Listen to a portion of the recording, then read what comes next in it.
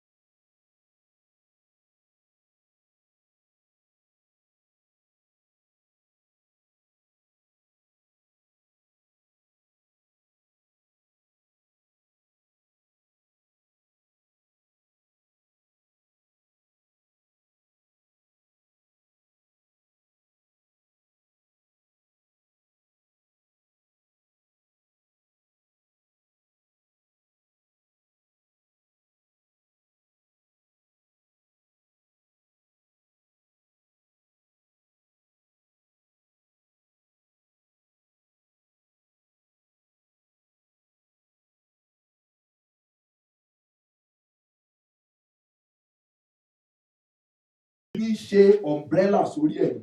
That God have just used it as a kind of shade over the person. Ó wá ní Olúwa ní kò ń dánwò That God said I should put it to pé test. kí n pe kọ́ọ̀lù ẹni yẹn. That I should call that person. Mo wá kọ́ọ̀lù ẹ̀. And I called the person. Mo ní ẹnìkan fẹ́ bá mi gbàdúrà fún. And I said somebody wanted to pray for Ní you. ilé Olúwa mo wà yìí, ọ̀rọ̀ rẹ̀ mo dẹ̀ ń sọ yìí. That I am in God's presence, I'm in God's house, and I'm talking about this person now. Máa yẹn wá fún ní ó wá gba fún hello. That the man that Wọ́n told ní me, bàbá. said hello. Wọ́n ní Olúwa ní kan sọ fún ẹ wípé And I said to the man that God said we should tell you ìdámẹ́wàá iṣẹ́ yín that 10% of your salary máa san fún wòlíì àlọ́. that you should pay into prophet Orí Allah. mi gbóná, And then I got mad. mo sọ̀rọ̀ sí máa yẹn pé And Mo I ní, spoke wrongly to the ẹ man. ṣẹ̀ jẹ́ kókùnrin yìí kú ní báyìí. That now you are about to make this man to die. Mo nítorí pé mi ì bá àyàn sọ̀rọ̀ ẹ̀. That I've never said it to anybody in my life that you should be paying Me, 10% the of your Bible. salary to me. And I will never say Tí it to bá you gbàdúrà that fún you ọ pay tí 10%. Olúwa bá sọ mi pé kò ṣètọrẹ àánú fúnra rẹ̀ màá ní kó lọ ṣe. If I pray for you and God said you should give Tó bá sacrificially, I will tell you go and mi give ò your ṣe wòlíì sacrificial yẹn. offering yourself to whoever you want to give it to, not to me. Mọ̀ pé mo fẹ́ ná owó ẹ̀ nìyẹn. But if I said something else, you also detect it in me that Tí I want to Olúwa bá spend. sọ fún mi pé o ní ìdí ìtọrẹ àánú lọ ṣe nǹkan rẹ̀. If tó God bá said to me that you try, need sacrificial tó offering, go and ò do rí this, ṣe and you tó try ṣe wá to sọ do pé it, mo ti gbìyànjú o. then you Ṣé try ní to mi do ò rí it, o kí n and tó then you accept pé màá bọ̀ ṣe Before I á ní bó ṣe máa jẹ́ sí mi. there must be some kind of close relationship between us before I will even accept to do Oh. whatever God Pé has asked ìgbà mo me ti to wá do. ká ní owó yín mo wá tí yín màá ti sọ oríṣiríṣi fún yín pé tẹ́ ẹ nílò láti ṣe lélẹ́yìn tẹ́ ẹ nílò láti So, ṣe for lélẹ́yìn. example, Eléyìí tí ò because ní of bí your omi money ẹ that wà. I came here, I would have given you all sorts of things, and you would have go and look for all sorts of things that I want you to look for, and you Tí would ẹ have máa ṣe jù. and then you would have even do it or done it but Wọ́n- beyond what I've requested. Wọ́n wá sọ fún màá nìyẹn. Mo Then I láyè said tó to máa the jẹ́ man, kókó. and I said, for what you have Ìkejì, said now, you are the one that Mo will ní make it. ọ̀gá And I said, secondly, man, má lọ ra property nílùú yìí. never go to your village or your town or wherever you came from to go and buy a property. Ìyàwó ẹ̀ sọ fún pé But the wife said àwọn rí property kan. that they saw Pé- a property, Àwọn òyìnbó ló wá kọ́ ilé yẹn. that it was the white man that came to build the house, Tán ṣe pé ra ilé yẹn ò wọ́n púpọ̀. that you should buy this house, is not that expensive. Wọ́n ní ohun tó máa ṣe rèé o. That this is what you are going to do. Wọ́n ní má ra ilé yẹn through ara ẹ̀. But you should not buy it directly, you should buy a kind of indirect buying. But fún ọ̀rẹ́ rẹ kan lówó kó ra ilé yẹn. Ẹgbọ́n ta ló lówó tán fi ra lé. That you should not buy the house directly, but you should give his friend the money. Please, for example, who owns the money that he has used? Either he's the one paying or is the friend paying. The reality is the owner of the money. Ṣọ́ọ̀ṣì tó dẹ̀ lọ pásọ̀ ẹ̀ sọ pé wọ́n láwọn ti ra ilé kan o. Ìtorí pé mo ti ní kán mọ́ ra sẹ́yìn pé báyìí lọ́nà tèmi máa ń kọjú sí. You know, this is the way I often face sometimes. Wọ́n á pè mí sí. They never called me about this. They never discussed anything about it. Pásọ̀ tán fi joyè yẹn tó fi ẹni yẹn joyè. Àwọn náà tó bí ọmọ ìjọ wa ló ra nǹkan tó tó eléyìí. And I say, it's one of us, our brethren, that bought this. mighty Ṣùgbọ́n money. n tí mo ṣe ń sọ ìtàn yìí fún ọ ni pé ibi tí ọ̀gá yìí dìmú nínú ayé mi ló dùn mí o, màá sọ fún yín sí.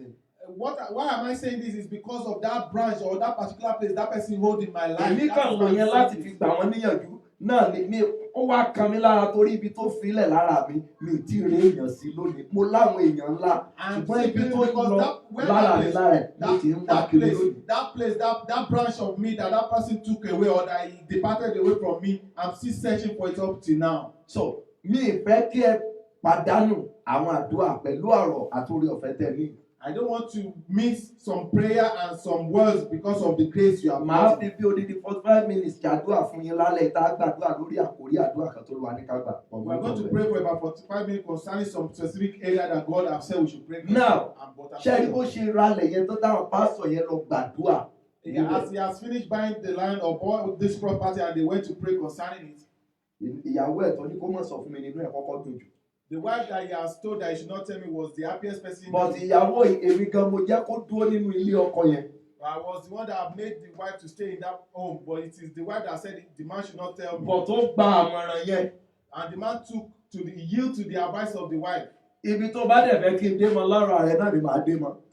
Tó bá ní kí n débì tẹ́lẹ̀ tí bá ti débẹ̀ tí bá ti rí pé òun fẹ́ kí n kọjá ju bíbẹ̀ yẹn ibi tó fẹ́ kí n wà láyé ẹ̀ ni màá dúró sí mọ̀ màá mọ̀ wọ̀. The limitation you have given to me is what I will work with. If you have given me open hand, I will work with you open hand. Now lẹ́yìn oṣù méjì ọ̀gá yẹn sọ pé no sir pé After owó like yẹn 2 pọ̀ months, and I said the pé money is too much. wọ́n máa máàkì tithe card nínú church wọn ni pé that the mic tí àwọn ò bá ti san pé wọ́n lè fún àwọn ní suspension. that in his church they often mark their tithe card. If he doesn't pay his tithe card regularly, they ṣùgbọ́n will give him òkùnrin yẹn bá béèrè suspension. pé ẹjọ́ téèyàn bá kú ṣé a máa máàkì register tithe lọ́rùn. The man has said, if somebody died, did they mark tithe register in heaven? Mo ní ẹ̀sà ìtẹ́yìn sọ etí burú jù sá. That what you are saying is too dangerous. Mo lé ẹ̀ pa ọkùnrin. That you are going to kill this man. Mo kàn gbọ́ Olúwa. And I heard the voice of the Lord. Olúwa wípé mo And God bẹ́ẹ̀ said, rẹ̀ sọ̀rọ̀ ni.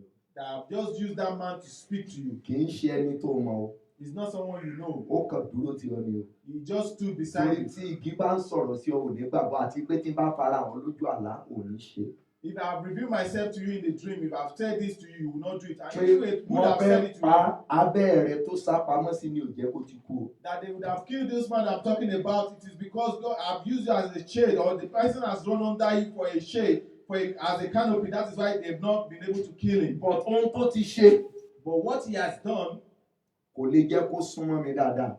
then it stand as a barrier between me and him. Àwa jọ ń wora wa.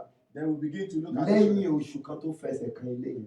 After a month, he stepped into this house, the property he bought, Mo ṣáà rí i pé oṣù mẹ́ta mi ò rí ní program. and I discovered that like 3 months I couldn't see him in other program that I'm having. Mi ò rí bọ̀dá yìí. I've not been seeing this man, Gbogbo ìgbà mo pè hello. and I often called hello Bọ̀dá nọ́mbà yẹn ò lọ. that this number is not going, Láì mọ̀ wípé not knowing that wọ́n ti ń gbé káàkiri hospital. they've been taking all over different kind of hospital. Bọ́nà India They've even taken him wọ́n out ní ó to ní India. kò tẹ̀ tó ń ṣe kidney nǹkan méjì ló ń ṣe. Not Wọ́n him, ní liver ẹ̀ wọ́n ní ó ń tóbi. that he has a swollen liver. Ìkejì wọ́n ní ibi tó ti ń yàgbẹ́. Wọ́n ní ó ní cancer of the mímọ̀ ìbò kan tán pé ẹ̀ṣin kò sí ní ó wá jẹ́ nǹkan méjì tó ń ṣe He papọ̀. has cancer of anus, and then he has a swollen liver. Gọ́ọ̀mẹ̀ntì Nàìjíríà ló ń gbé káàkiri. It is Nigerian government that has been taking him here. And Ṣé ẹ rí ọ̀gá yẹn? Excuse me, ẹ má bínú. Wọ́n slender ju ọ̀gá yìí méjì ní dídúró wọn. Dámi tó lo ìgò yìí. that he Bàbá was given a lẹ̀ illustration. ó tó Brashew àti ọ̀gá yìí. Bàbá lẹ̀ àwọn méjèèjì That papọ̀. if you match these two together, that is Bàbá the Láre. size. Bó ṣe dúdú. The way that is the way they are of Mi ò the ṣe same rí o. complexion. Now ṣe rí ẹ̀yìn oṣù márùn-ún. Ó lọ Amẹ́ríkà, ó lọ India, Yes, Nàìjíríà ló sanwó ẹ̀ torí pé wọ́n mọ̀ pé ìràwọ̀ ńlá ni. They are paying for the medical bill because they know it's a great glory. Ó wá bẹ ìyàwó ẹ̀ He has nígbà a tó gbé dé great Nàìjíríà. glory. They now beg the wife Ó ní ká máa gbóhùn lọ́dọ̀ wòlíì tí òun pàtì. that they should take him Ibi to tí the mo ṣe prophet lọ́bẹ̀ that has ṣe appointed. pé wọ́n mo fi ṣàpẹẹrẹ báyìí You know, I lẹ́ẹ̀kan. started with this lady for Mi illustration. ìfẹ́ kẹ́ gbàdúrà bẹ́ni tí ò mọ tẹ́ ń ṣe. I don't want you to pray Tí mò ń sọ as ni if you pé don't know ẹ what you jẹ́ are kí doing. ẹ̀rù kó wà ní pẹpẹ. Let there be fear in the altar, in the Ẹ place of jẹ́ kí altar. ẹ̀rù pásítọ̀ tó bá ti dúró níwájú yín ẹ rí bíi pé wà láàyè Ọlọ́run ló dúró tì í. Whenever you see any man of God standing on the altar, see the person Bí ó as tilẹ̀ an jẹ́ pé oracle of àwọn ará God. ìlú òyìnbó wọn kì í bẹ̀rù wòlíì. Even though people in abroad does not have fear or Wọ́n bẹ̀rù pásítọ̀ púpọ̀. attitude of respect or fear for Àbílẹ̀ tó bá ríran ikú sí yín tó ríran wàhálà tó unless tó if sọ the pé àwọn prophet àjẹ́ or the ló mú pastor ẹ̀jẹ̀ are yín o. giving you some sort of bad Àwọn tó bá ń message, dá orúkọ yín lórí fóònù. or you mention your name on the phone, Rónkẹ́ ni mò ń gbàdúrà fún lọ́wọ́lọ́wọ́ that yìí. I'm praying for so Tí person, gbogbo tó ti fún wọn ní ayé rẹ tó ti wà lọ́wọ́ wọn. but they've given your life, everything about your life unto them, they've added it to Tí them. wọ́n á wá ra máa pákéèjì ayé ẹ mọ́ ẹ lọ́wọ́ irú wọn yẹn. Tí wọ́n bá pè ọ́ níbi bí ìwà dáhùn nígbà mẹ́wàá. Those kind of people, they are packaging your life for you. When they call you once, you answer them. Tell Your them. lady evangelist ó lè mọ́ ríran ó lè mọ́ gbóhùn. Your lady evangelist might not hear or you might not Ó lè see mọ́ dárúkọ picture. ẹ̀fẹ́ àbúrọ̀dá ọlá. You might not mention your name. Lánàá ara but ọmọ yín wọ́ọ̀mù díẹ̀ o. I discovered that your baby was having warm temperature. Tàbí kó sọ pé àbúrà Kenneth. Or you say Bra Kenneth. Olúwa fi hàn mí pé lálàá burúkú kan lánàá. That you had a Tí very ò bad dream báyìí yesterday. tí ò báyìí tí sọ wọn yẹn kò tí ì sẹ́rù. If she has not said that, you don't have fear. Àlẹ́ ìjọ máa wọra yín bá ṣẹ̀bó ń ṣiṣẹ́ ìjọba èmi náà ń ṣiṣẹ́ ìjọba Then you náà. begin to look at her or him that she is Ó working ní for ẹjọ́ God, ẹ dá mi working for God. padà sí ọ̀dọ̀ wòlíì mi. And then this man said, return me back to my prophet. Èmi wọ́n kàn gbé mọ́tò yẹn dé. And they brought this car. Àwọn ọmọ mi wá sọ fún mi ká dáàdi ẹ lálejò. And my children said, I had a visitor. Mọ́tò eléyìí tóbi mọ́tò ńlá lélẹ́yìí. This is a big car. What kind of Wọ́n wá visitor could gbé be ẹni wọn inside? lá aláìsàn ni. And then they said, it's a sick person. Ta ló pupa jù nínú Àméjì ẹ bá mi mú kan lónìí. Àti àbó olúwa àti ìyàwó ẹ̀ ṣe ni wọ́n ṣọ́ọ̀ṣẹ̀ tẹ́lẹ̀ ni. So ó pupa ju àǹtí yìí lọ ẹni tó rí bí ọ̀gá láre. Somebody that is dark like this man. Kò dẹ̀ ṣàìsàn ní láti bí odidi ọdún mẹ́wàá tó ti wà pẹ̀lú. His complexion has changed to a brighter complexion like that lady. Ó dúró báyìí. And he stood this way. Mo níta mi ò dá Ọlọ́run mi ò dá mọ̀mọ́. I could not recognize him because of the nature of sickness he has passing through. Èmi máa ń sọ pé mo sanra bí mo ṣe dún wájú ní aṣọ mẹ́ta. Ooru mú oṣù aṣọ mẹ́ta mo wọ̀. Kí nìdí tí mo ṣe wọ aṣọ mẹ́ta? Kí n bá lè fi wéètì díẹ̀ lójú yìí. I put a lot of clothes on me so that I can have body shape that you see that I have weight. Ìṣe fún òtútù mú mi. It's not that I'm having cold. I just try to move so that I have shape that you see that I have. Torí aṣọ mi yóò sọ̀kalẹ̀ díẹ̀ tó wo ní ìṣeré o. Ìkànnì. Nísàlẹ̀ ìmíràn tó wà bẹ́ẹ̀. Now, ó wá slender débi pé mi ìwà mọ̀mọ́. Somebody with this stature that I've given before, he has become so lean that I could not even recognize him anymore. Mo wá wò ó. And now look at him. Tani. Who is this? Ìyàwó ẹ̀ wá ń sọ. Mo dẹ̀ mọ̀ ìyàwó ẹ̀ ní àti ẹ̀ close gidi. For me and the wife were close then. Kò lè ti rí ìfẹ́ ìtẹ́ ìgbé wa kí ni ti pẹ́ jù lára ẹ̀. Where have you gotten this man? This thing has been so much. But this is your friend now, your old friend. And he could not speak very well anymore. It is still me, your friend. You, how come? What has happened? Now he was pleading. Mo ti gbàgbé message. I've forgotten about the message. Program tó yẹ kí n ṣe lẹ́kọ̀ọ́. The program I'm supposed to do in Mo kó Lagos. sínú mọ́tò. I entered into the car. Mo kọ́kọ́ ń fomi gé lọ. I was weeping. Olúwa. And I was weeping. Aláàánú mi lélẹ́yìí. It was my helper. Kò gbọdọ̀ kú. He must not die. Mo ti dé redemption camp. Immediately I got to the redemption Mo camp. gbóhùn Olúwa. And I heard the word of the Lord. Ọmọ yóò kú. That he's going to die. Kò sí tó lè fi gbàdúrà sí mi tí ò lè kú. There is nothing you use to pray concerning him to me that he will not die. He's still going to die. Ó tàn mí ọmọ. You have not deceived me, son. Èmi náà ò ní tàn ọ́, mi ò ní jẹ́ kó ṣe lásán. I will not let you to walk in vain concerning him. Ìyà ìgbọràn ló jẹ. He has reaped the reward of disobedient. Padà. And then I turned back. Mo ní ìyá. And I said, man, Kí ló wá yín ṣe? what is it that your husband has done? Òun lòun ní kó lọ ra ilẹ̀ tẹ́lẹ̀ kámárà. That the land you said you should Pásítọ̀ buy, kan ní the property pásítọ̀ said you should buy church in wa their náà bá own wa town. gbàdúrà sí. That they went to buy it. Even the pastor in the church prayed about it. Wọ́n sọ pé ó dáa. They said it was good. Ṣùgbọ́n ẹ sọ fún wa. Mo ní But you told us that we should not buy it. ẹ lè gbàgbọ́. One, you were unable to believe Torí wípé because mi lọ́jọ́ lórí tó pásítọ̀ ni. me and your pastor are not in same Ìkejì The second mi one, gbóyìnbó dáadáa. then because of my literal level of English, I cannot speak the Ìkẹta. English. Ọ̀rọ̀ mi máa ń le. My word is often very powerful. O ò lè rí wòlíì gidi kọ́rọ̀ ẹ̀ kó tutù. You cannot see a true prophet and you see the true prophet with a soft word. Ẹni They are always prophet tó bá pera ẹ̀ ní wòlíì tó bá dúró tí ọ̀tọ̀ rẹ̀ tutù ó kàn fẹ́ fún ọlọ́bẹ̀ jẹ. any prophet that stood beside you and the word is very Mo rí òtítọ́ tí ò lè sòtítọ́ fún ọ. and he sees the truth, he Irọ́ will ló not tell pa. you the truth. It's only the O truth. lè gbọ́ kó mọ́ gbà. You might hear and you might not accept it. O lè gbọ́ kó mọ́ gbà. You might hear and that you are not accepting Ọ̀gá it. ikú at the age of 42. This man died at the Now age ẹ of wá wo ibi tó ti wúlò fẹ́mi tí mò ń sọ tó jẹ́ ẹ̀ka o. Now look at where he was useful for me as a Bó ṣe branch, jẹ́ assistant pastor ní church yẹn ni. as he was assistant pastor in his church. Tí bá fẹ́ ṣe any program. No matter whatever thing I want to do, Irú program yìí. for example like this Ó program, máa wọ suit tó fi máa ń lò tó máa ń wọ̀ lọ sí ọ́fíìsì. he will wear his Yóò jacket. kó flyer program mi lọ sí VI. He will take my flyer, Fúnra rẹ̀ ló of my máa bá program to àtúndé them, lé. and then he begin to This evangelize. is my prophet o. And Wọ́n he mọ̀ ní begin to program evangelize. He lẹ́jọ́. begin to evangelize. Kò síbi tí ò ní dé. There is no way he will not get to. Mo mọ àwọn èèyàn gidi tó ń gbé VI. I know good people that live in BI. Mo mọ àwọn ọ̀jọ̀gbọ́n tó jẹ́ pé tí bá pè wọ́n ní gbólóhùn wọ́n ó dá mi lóhùn lẹ́ẹ̀márùn-ún. People that are very intelligent and I call them the Ṣùgbọ́n one mi tí ì rí ọ̀jọ̀gbọ́n bẹ́ẹ̀ tó lè yọ̀ọ̀da ayé ara rẹ̀ kó lọ mọ̀ pé invitation kó I lọ have mọ̀ not pé seen somebody flyer of mi. his caliber to go ahead and do the Bó kind ṣe of lówó job rẹ̀ tó with the wealth he has. ọkùnrin yìí This man, ó máa dúró fún ọ̀ṣà fún gbogbo èèyàn tí gbogbo àwọn èèyàn bá wọlé. he will stand as an usher and he begin to work as an usher for Tàbá welcoming people to the tí church. deliverance bá ń lọ When deliverance is going ọ̀gá on, yìí á máa gbé àwọn èèyàn tó bá ń ṣubú. and he begins to lift those people that are falling off. Olówó mélòó ló máa dé program? How many rich people will get to a Kì í program? ṣe ogun tó kọ́kọ́ bá débẹ̀ lákọ́kọ́ fèsì ni. This kind of rich person will first want to sell to Mo the mọ̀ battle bí that ẹni they have. but èèyàn pọ̀ lọ́dọ̀ mi. But there are a lot of people around me. Wòlíì máa ń dàbí òkun ni. A prophet is like a big ocean. Kò mọ̀ bóyá omi kan kù lára o. He does not know if either a part of that water or part of that ocean has been split away. Ọlọ́run mọ̀ pé a bu omi kan kúrò lára òkun. But God knew that a certain part of the ocean has been taken away. Bẹ́ẹ̀ ṣe dúró yìí last program tí mo ṣe bí àwọn tó wá mi wá láti abroad sí nífẹ̀ẹ́ ju ẹ̀yin fẹ́ jọ́ nọ́mbẹ̀ lọ. As you heard, Ká ní I pé mo múra jù yẹn lọ ni wọ́n á dọ́bù ìyẹn. giving an illustration about the last program. Yes.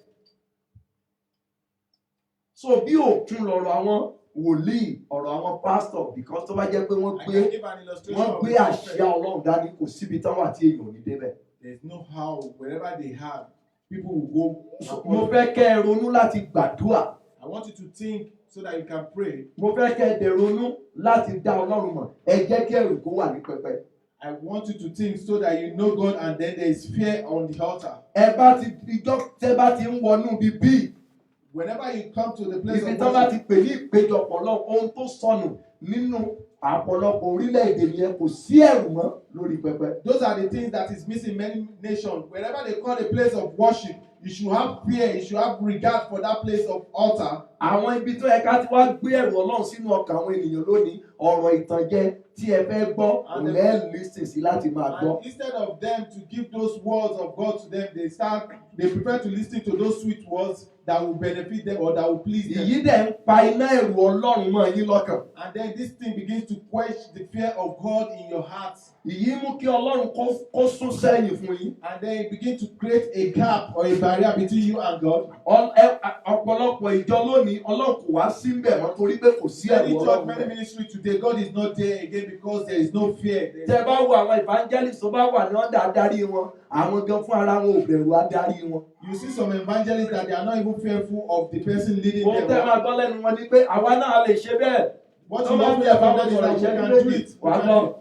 God called me, Olúwa fẹ́ kí n dó ní ọ̀dà And then ministry you will yẹn. hear them say that God called me and God did not say I should stay under your ministry, that I should go and do another Ìdí ministry. tẹ́ ṣe rí ọ̀pọ̀lọpọ̀ ìjọ lónìí káàkiri orílẹ̀-èdè àgbáyé tí ò sí Ọlọ́run bẹ́ẹ̀ tó jẹ́ pé ariwo lásán. After That is why we 5 have years, seen a lot of ẹ̀ẹ̀kan ní ministry gbúrò wọn mọ́ out nítorí there wípé wọ́n ya Ọlọ́run ò mọ̀ wọn. Ọlọ́run kò because sì tẹ̀lé they wọn. Because start their own ministry. God has not started it with them, and that is why some of these ministries are not existing today kò sí ẹ̀rù Ọlọ́run nínú ọkàn wọn. because there is no fear of God in Kò their sí heart. ẹ̀rù ní pẹpẹ. There is no fear on the altar. Gbogbo ọ̀nà wọn ni pé kí wọ́n lè jẹ, kí wọ́n lè mu. All their ways is to eat, to get themselves enriched. Mo sọ nǹkan kan mo máa ń sọ níbi látọjọ́ mo ti dé because so good lady evangelist yìí rèé látijọ́ tẹ́ tí mo ti ń wá bí mi sọ pé ọ̀rẹ́ yín dà owó flight mi. This is the lady evangelist. All the time I've been coming, I've not asked for all the total of the offering or the total of whatever contribution has been made here. Bẹ́ẹ̀ kò sí ẹ̀ṣẹ̀ ń bẹ̀. But if I've asked to, there is no crime. Èló ni yín? What is your number? Èló ni ọrẹ tẹ́ ẹ dá? How much is the offering that you have given? Ju èrò ọkàn mi pé kí n débi bíi kẹ́nìkan nínú ó ti di ó ní company ńlá. But my mindset is Kí that by the time ọ̀pọ̀lọpọ̀ I get yín here, your situation has kó wá changed. You bíbí. have become bigger and better than who I left when Kí I àwọn èèyàn came náà last time. kẹ́ gba àwọn òyìnbó síṣẹ́ kí wọ́n sọ pé ọmọ church member mi nìyẹn o ní Finland òun ló ti di ńlá yẹn o mo nírú àwọn èèyàn bẹ́ẹ̀ sà. I have people like that and I believe you too can be one of them. Ọ̀rẹ́ mi kan wà ní bó ló ṣe ń pè bí Maryland ní Amẹ́ríkà One of my ó friends ṣiṣẹ́ pẹ̀lú Obama. is working with Obama then. Ó máa lọ ń kó ẹrù láti China wọlé ó ní company ní China ó máa company àmá ṣí ẹrù wọlé sí Amẹ́ríkà tí wọ́n máa òyìnbó ń ṣiṣẹ́ lọ́dọ̀ ẹ̀ ọmọ Nàìjíríà ẹ̀yin náà lè dàrú ẹ̀. You can be this kind of person that you are the one employing the indigenous. It's not that Èrò they're ọkàn employing tèmi yẹn you. kì í ṣe pé kẹ́ ẹ máa ṣọmọ ọ̀dọ̀ lọ nìkan níbí. And it's not that you should be slave forever under this kind of Ẹni tí lifestyle. ò bá ní nǹkan kékeré máa ń jọ lójú. Whoever that does not have sufficient, that is the person that always see little things and feel Ẹni tí Ọlọ́run bá gbọ́ àdúrà rẹ̀ whoever God has heard his prayer and has been nǹkan kì í blessed, jọ lójú. he doesn't feel moved about anything. Ẹni tí Ọlọ́run bá gbọ́ àdúrà rẹ̀ Whoever God has answered his prayer, àwọn nǹkan kan wà tẹ́ ẹ̀ lè fi mu. There are some things that you cannot use to entice the Any person. pastor tẹ́ ẹ̀ bá ti rí mú níbi owó kò sí ogun ayé kan tó lè borí ẹ̀. Whoever pastor that you cannot entice with money, there is no Torí in pé this world owó a that you máa can silent that can- àwọn ìránṣẹ́ Ọlọ́run. Because money often be a challenge with Tó bá jẹ́ pé owó yìí mo wá sí bíbí ní máa sọ àwọn ọ̀rọ̀ tó lè bí eléyìí àwọn ọ̀rọ̀ tẹ́ ẹ máa rẹ́rìn-ín tínú yín á máa dùn tínú yín á máa dùn díẹ̀díẹ̀ tínú yín á máa dùn. Èmi ò ní sọ fún yín o. Then I would have not said all these kind of things to you. Láíláí. No, I wouldn't have said it. Ẹ jẹ́ kí ẹ̀rù Ọlọ́run kó wà nínú ọkàn yín. Let the fear of God be established in your heart. Anytime tẹ́ bá ti dé ibi bí. Wherever you are here, Ẹ rí i pé ènìyàn kan lẹ wá wá pé Olúwa lẹ wá bá. have it at the back of your mind that you have not come to see any man, but Mo you sọ have come kankan to see síbí God. lónìí mo ní ìyàtọ̀ wà láàárín ìbẹ̀rù àti respect. And I said there is a difference between fear and regard. Jẹ́ kí respect kó wà. Ara respect ni pé o fi ẹ̀rù sin Ọlọ́run. Fear is when you Kì í use ṣe it pé to o bẹ̀rù worship. pé kí lágbájá kó mọ̀ mú mi kí lédè evangelist kẹ́nu ẹ̀ kọ́ mọ̀ ká ọmọ ìjọ kọ́ mọ̀ bẹ̀rù àwọn èèyàn. You should not be caught with one heart or the other and you are Ìyẹn kì í afraid of ṣe the respect. judgment. That is not the kind of respect that we are talking about, being reciprocal with it. Téèyàn bá ti mú microphone dá tó bá ti jẹ́ pé ìfẹ́ Ọlọ́run ni. If somebody has held the mic and it has been what pleases God, Any church tẹ́ ẹ̀ bá ti ní jẹ́ kí wàá tọ́ ẹjẹ́ bẹ́ẹ̀ ló mọ̀ làlẹ́ mi lọ́wọ́ máa sọ fún ìgbà ìjọ ẹ̀mọ́ bínú ẹ̀ bá ti mọ̀ any church I'm being invited that they Èmi will ò not ṣe speak the police word of tó máa God kó or lọ́dọ̀ whatever ìjọba God sọ wants pé to say, no. and they will give me instruction what to say. I will never Orí do it. òkè ìdó ilé In the one of the mountain back home in Nigeria, wọ́n ti dálẹ̀ láti ó pé 86 years lọ́dún yìí. that mountain should be about 86 years in Tí its bàbá àkóso àbàbà láti dálẹ̀. when our father in the Lord Èmi náà wá pè mí wá mínísítà lọ́jọ́ Friday. they called me to come and minister on Friday on this mountain, Mo wá preach débì kan, mo sọ̀rọ̀ débì kan. and I preached to a certain point. Àwọn Ìgbò, People from the àwọn southern pásọ̀, part àwọn of ọba wọ́n Nigeria, dìde dúró báyìí. and then they stood up. Wọ́n ní ṣé bá ti nírú àwọn wòlíì bíi eléyìí? We still have this kind of prophet in this land. Mo ní àyífára ni kó mọ̀ dára yín lóhùn. You should answer the question yourself. Torí pé bàbá àkóso àbábalọ́lá wọn ò tán àwọn Apostle ènìyàn. Ayo Babalola does not Tó deceive bá débi anybody. láì níṣẹ́ Olúwa. When it comes to work of God, he does not deceive anybody. Tẹ́mi mọ́ ní kí n kọ́kọ́ bá yín sọ lónìí, onínú mi ṣe dùn wípé mo wà á That is what the Holy Spirit is trying to tell me to speak to you. And I'm so delightful that it is you, the member that is here, that I'm Mo able dẹ̀ to fẹ́ say kẹ́ all kẹ́kọ̀ọ́ these bẹ́ẹ̀ ẹ má things. sọ pé ẹ wà nílùú òyìnbó. Don't say Pé because you are in bí wọ́n ṣe abroad. ń sin Ọlọ́run ní Nàìjíríà pé And the ọ̀tọ̀. way that the way we are serving God in Àwọn Nigeria kan is different. ìpàpà wà ní Nàìjíríà wọ́n ń sin Ọlọ́run tẹ̀rùtẹ̀rù. Some people are worshiping God in Nigeria with fear. Wọ́n kì í ṣe gbogbo pásítọ̀ Nàìjíríà lórí wọn ti dàrú. It's not all the pastors in Nigeria that they are having some psychological problem. No, kì í ṣe gbogbo pásítọ̀ Nàìjíríà ló yan 419. It's not all the pastors in Nigeria that they are Àwọn dubious in ìránṣẹ́ behavior. Ọlọ́run alààyè wà lórílẹ̀‐èdè wa They Nàìjíríà. are still true servants of God upon the land of Nigeria. Wọ́n lè má lórúkọ, They might not have name or fame. wọ́n lè má lérò púpọ̀. They might not have this crowd that But people are looking síbẹ̀síbẹ̀, for. But still, Ọlọ́run mọ̀ pé ẹni ìpè mi lélẹ̀. but God knows these are my called ones. These Bí are the bí chosen orílẹ̀-èdè yẹn ṣe ones. kórìdò nìyí, Whatever the situation it is in èmi máa sọ Nigeria, òtítọ́ fún yín. I will still tell you the truth. Mo fẹ́ kí àdúrà yín kó gbà. Because I want your prayer to be answered. Now, ibi tẹ́ ti lè ṣe àtúnṣe gidi. Where you can make Bí ẹ conversion bá is ti ń that wọ ilé ìjọsìn, ẹ máa rí Ọlọ́run tẹ̀rùtẹ̀rù. whenever you get to a place of worship, see God with total fear. Mo ti ń wọnú mẹ́sẹ̀gì lọ díẹ̀díẹ̀ nìyẹn. I'm going to the message I'm about to Kí preach. ni nǹkan tí ò lè jẹ́ kẹ́ ẹ rí àánú tó ga gbà? What is it that will make you not to receive a greater mercy? Màá fún yín láwọn kíì márùn-ún kan. I'll give you some 5 points. Tó yẹ pé tó bá wá di ọ̀la mo lè má sọ̀rọ̀ débẹ̀ torí àwọn èèyàn kankan ṣe kan tí wọ́n máa dé sí Tomorrow I program. might not be able to talk about because some people might have arrived because of that. It is not you, Torí but pé ẹ̀yin ni ayọ̀ tèmi. because you are my joy. Ẹ̀yin ni mo rí bí ọmọ ìjọ It is you that I've seen as my member of this ministry. Mo ń gbàdúrà kan lónìí. I was praying a certain prayer Olúwa today, sọ kankan fún mi pé and God said this to me. ọmọ mi, And said, ó wà my son, lórí òkè Ìkòyí you were at this mountain called Ikoyi nígbà tí mo ríran ìjọ yìí. when you have the revelation of this church. Mo wá sọ vision t'Olúwa fi hàn mí. Olúwa dá mi padà ní o. Mo wá God sọ took me fún back. Lady And I Evangelist. said to Lady Evangelist Mo ní mo rí nǹkan báyìí báyìí. that I saw this again. This Òní revelation. Olúwa bá mi sọ̀rọ̀ yẹn padà pé God remind me of that revelation. ọmọ Son, mo mọ̀ fìràn báyìí wọ̀n ọ́. but I show you this revelation. Ṣọ́ra nítorí ìran tí mo fi wọ̀n ọ́ yìí. Be careful because of this revelation. Torí pé ìran yìí ti fẹ́ ṣẹ. Because this revelation is coming to pass. Pé ó dẹ̀ máa ibi á dìde. And then it's going to grow. Mo wá tètè ń bẹ ọba àwọn ọba. And I begin to appeal to the King of Kings. Please, ọ̀la dájú. That tomorrow is certain. Ọ̀la rẹ dẹ̀ rẹwà. And your tomorrow is going to be well. Ohun tó máa mú kí ọ̀la rẹ yẹn kó ṣiṣẹ́. For that your tomorrow to work or function. Gbé gidi gan báyìí. And that is what I want you to lift up right now. Lára nǹkan bíi márùn-ún tí kì í jẹ́ kí àánú tó ga kó ṣiṣẹ́ fún ènìyàn. One of those things that stand as hindrance for greater mercy. Màá pín báyìí. Number one. The number one among them. Àkọ́kọ́ ń bẹ̀. The number one first of the list. Òun ni mo pè ní òmìrán. Giant. Òmìrán. Àbí ilé giant náà kọ́ náà pè lómìrán. Giant. Mo rò pé àwọn adé máa halẹ̀ mọ́ bí ìgbà tó gbóyìnbó. Gbogbo òyìnbó ẹ̀ náà lọ ń jọ mọ́ bí ìgbà téèyàn ń sọ Yorùbá yìí. So òmìrán. Giant. Now, òmìrán yẹn ni màá wá pín sí márùn-ún fún yín. I'm going to divide that giant into 5 different places. Òmìrán. Giant. Something of giant. Number one tó jẹ́ òmìrán yẹn ni agbára ibi tí a ti bí èèyàn tó jẹ́ ẹ̀mí abínibí.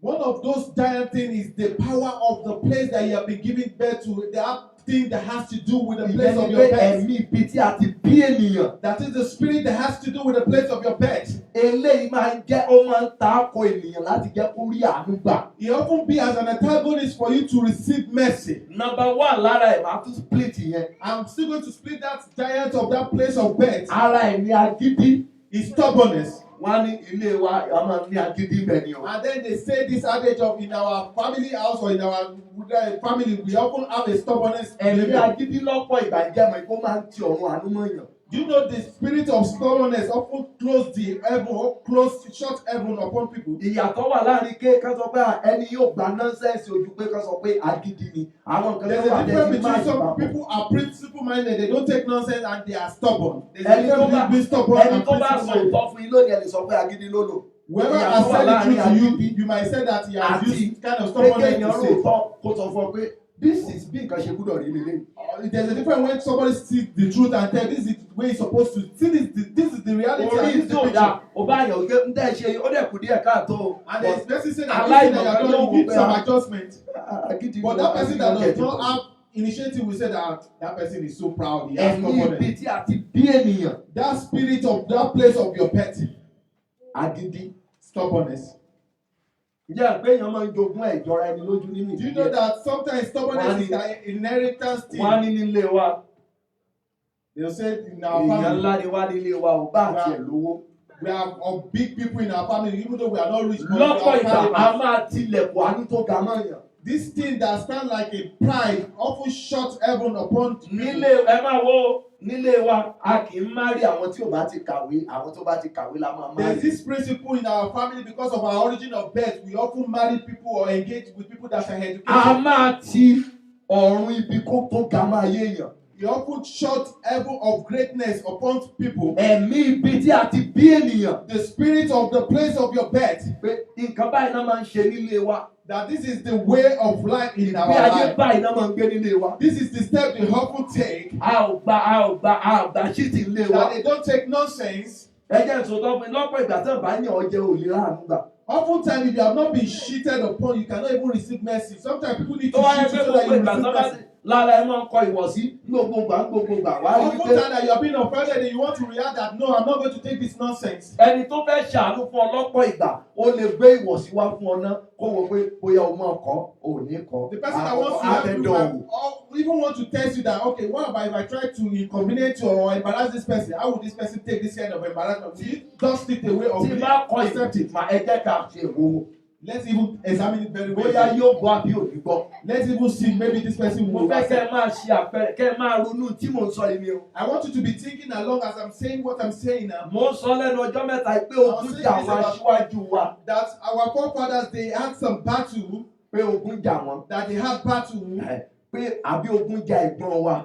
All our elder ones, they had some battle. Má ro nínú ọkàn pé dandan ni ogun yẹn náà gbọ́dọ̀ jà ìwọ náà. Never have it in your mindset that the kind of battle that before them is still going to before you because of your lineage. Jẹ́ kí ìrònú ti ẹyẹ change. Let your mindset change. Pé ogun jà wọ́n nílé wa. that they had this battle. Ìyẹn ò sọ pé wọn náà gbúdọ̀ jagun tó ń jà wọ́n nílé yìí. That because this battle came from that lineage, you So two must also ẹgbẹ́ yẹn fight sí that ẹgbẹ́ battle. kan náà. Put that aside. So What? òmìrán òun This la fẹ́ giant gbàdúrà lé lórí lálẹ́ yìí o. is what we want to pray about. Tí ó tilẹ̀kùn ibi gíga mọ́ wa. That locked that door of greatness Òmìrán upon tó us. tilẹ̀kùn ibi gíga mọ́ wa. That giant that locked the door of the Ibi tí a place ti of gbé greatness ènìyàn upon ló us. máa ń dí ènìyàn lọ́wọ́ láti rí àánú tó ga gbà. The place one has been given there to often stand an hindrance for someone to be blessed through it. Number 2, The second one, ìwà ènìyàn, ìwà rẹ, ìwà tèmi. your behavior, my behavior often stand as Ó hindrance. lè tí ọ̀run ibi tó ga mọ́.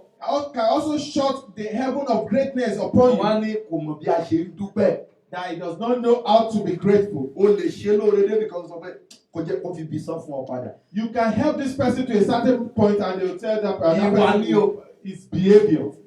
Ìwà lọ́pọ̀ ìgbà a máa ti ọ̀run mọ́ ènìyàn kó má rí oore ọ̀fẹ́ ibi tó ga gbà. Oftentimes behavior stand as hindrance for someone not to receive from the heavens. Bíbélì pé àwọn ènìyàn mi ń ṣègbé nítorí pé wọn ò ní ìmọ̀. The Bible said my people perish because they lack wisdom. Àìní ìmọ̀ ó jẹ́ kí wọ́n ṣègbé. My Ìwà people perish because they rẹ̀ lack lọ́pọ̀ wisdom. ìgbà ó wúlò púpọ̀. Without wisdom, you cannot excel, you cannot do Oh. something. You need wisdom to do it. Ó Right. wúlò púpọ̀ púpọ̀. It is very useful. You need to Ìwà. have wisdom and behavior. Ìwà. Behavior. Ṣé ìpara ìwà kan náà ní jọra ẹni lójú? You know, behavior is pride. Ìwà kan náà ní ìgbéraga. Ìwà Behavior náà is also pride or this ìwà kan náà ní ìrẹ̀lẹ̀. Behavior is this humbleness. Ìwà kan náà ní òtítọ́. Behavior can also be seen as being truthful. Ìwà kan náà ní pé kó máa sọ̀rọ̀ ọmọnìkejì lẹ́yìn. Behavior can also be seen as being backbiting. Ìwà náà ni. It is So behavior. èmi wá fẹ́ kẹ́ wo irú ìwà wo lẹ lè mọ̀ tó lè ti ọ̀run àánú tó ga mọ́ yín. Then I want you to begin to examine that what kind of behavior do you have that can shut the greater heaven, the door of great heaven upon you. Nígbà mo tẹ̀ ti dé tí mo ti béèrè fún ọjọ́ lẹ́yìn ìgbàwẹ̀ ni mo ti mọ̀ ìpẹ́ ti dá nǹkan rú. Kọ̀ọ̀ká ní mo ti gbàwẹ̀ àtàdúrà kí gbogbo yín ti gbàwẹ̀ àtàdúrà ó ṣeé ṣe kí nǹkan yàtọ̀ sí bí ẹ ṣọ́ra yí ara rẹ̀ báyìí. Orí pọ́ǹpọ́ọ̀sì báyìí. Sẹ́mi máa fara wé ọ báyìí. Bẹ́ẹ̀ èrò ọkàn ará mi Nàìjíríà ni wípé ọjọ́ méjì tí bá tẹ̀ bá yín ṣèṣì ibi kí n jẹun. Mo sì ti bọ́ lọ́run sọ̀rọ̀ irú àdúrà tí mo fẹ́ wá gbà mí náà pé mi gbọ́dọ̀ fara wé ọ báyìí. He said he cannot compare himself to me because Ibẹ̀ ẹ̀kọ́ ni mo lọ mọ́tò tó sọ yẹn. Thank you. Ìwà ènìyàn. the human behavior. Ó di méjì ó bọ̀ mo ti pín wọn tó bá jẹ́ pé wà nínú ẹ̀mí tẹ̀lé. If you are following me, you in the spirit, you know that I've split it. Number 3, The third one, òun ni mo pè ní ọ̀tá tí ẹ mú bí ọ̀rẹ́. that is the enemy you have taken as your close friend or close Ṣé ayé associate. lè mo fẹ́ kẹ́ ìdíyẹn mú gidi gan o. I want you to hold this third one very well, family. Ọ̀rẹ́ Your friend tí ẹ mú that you have taken, your close associate,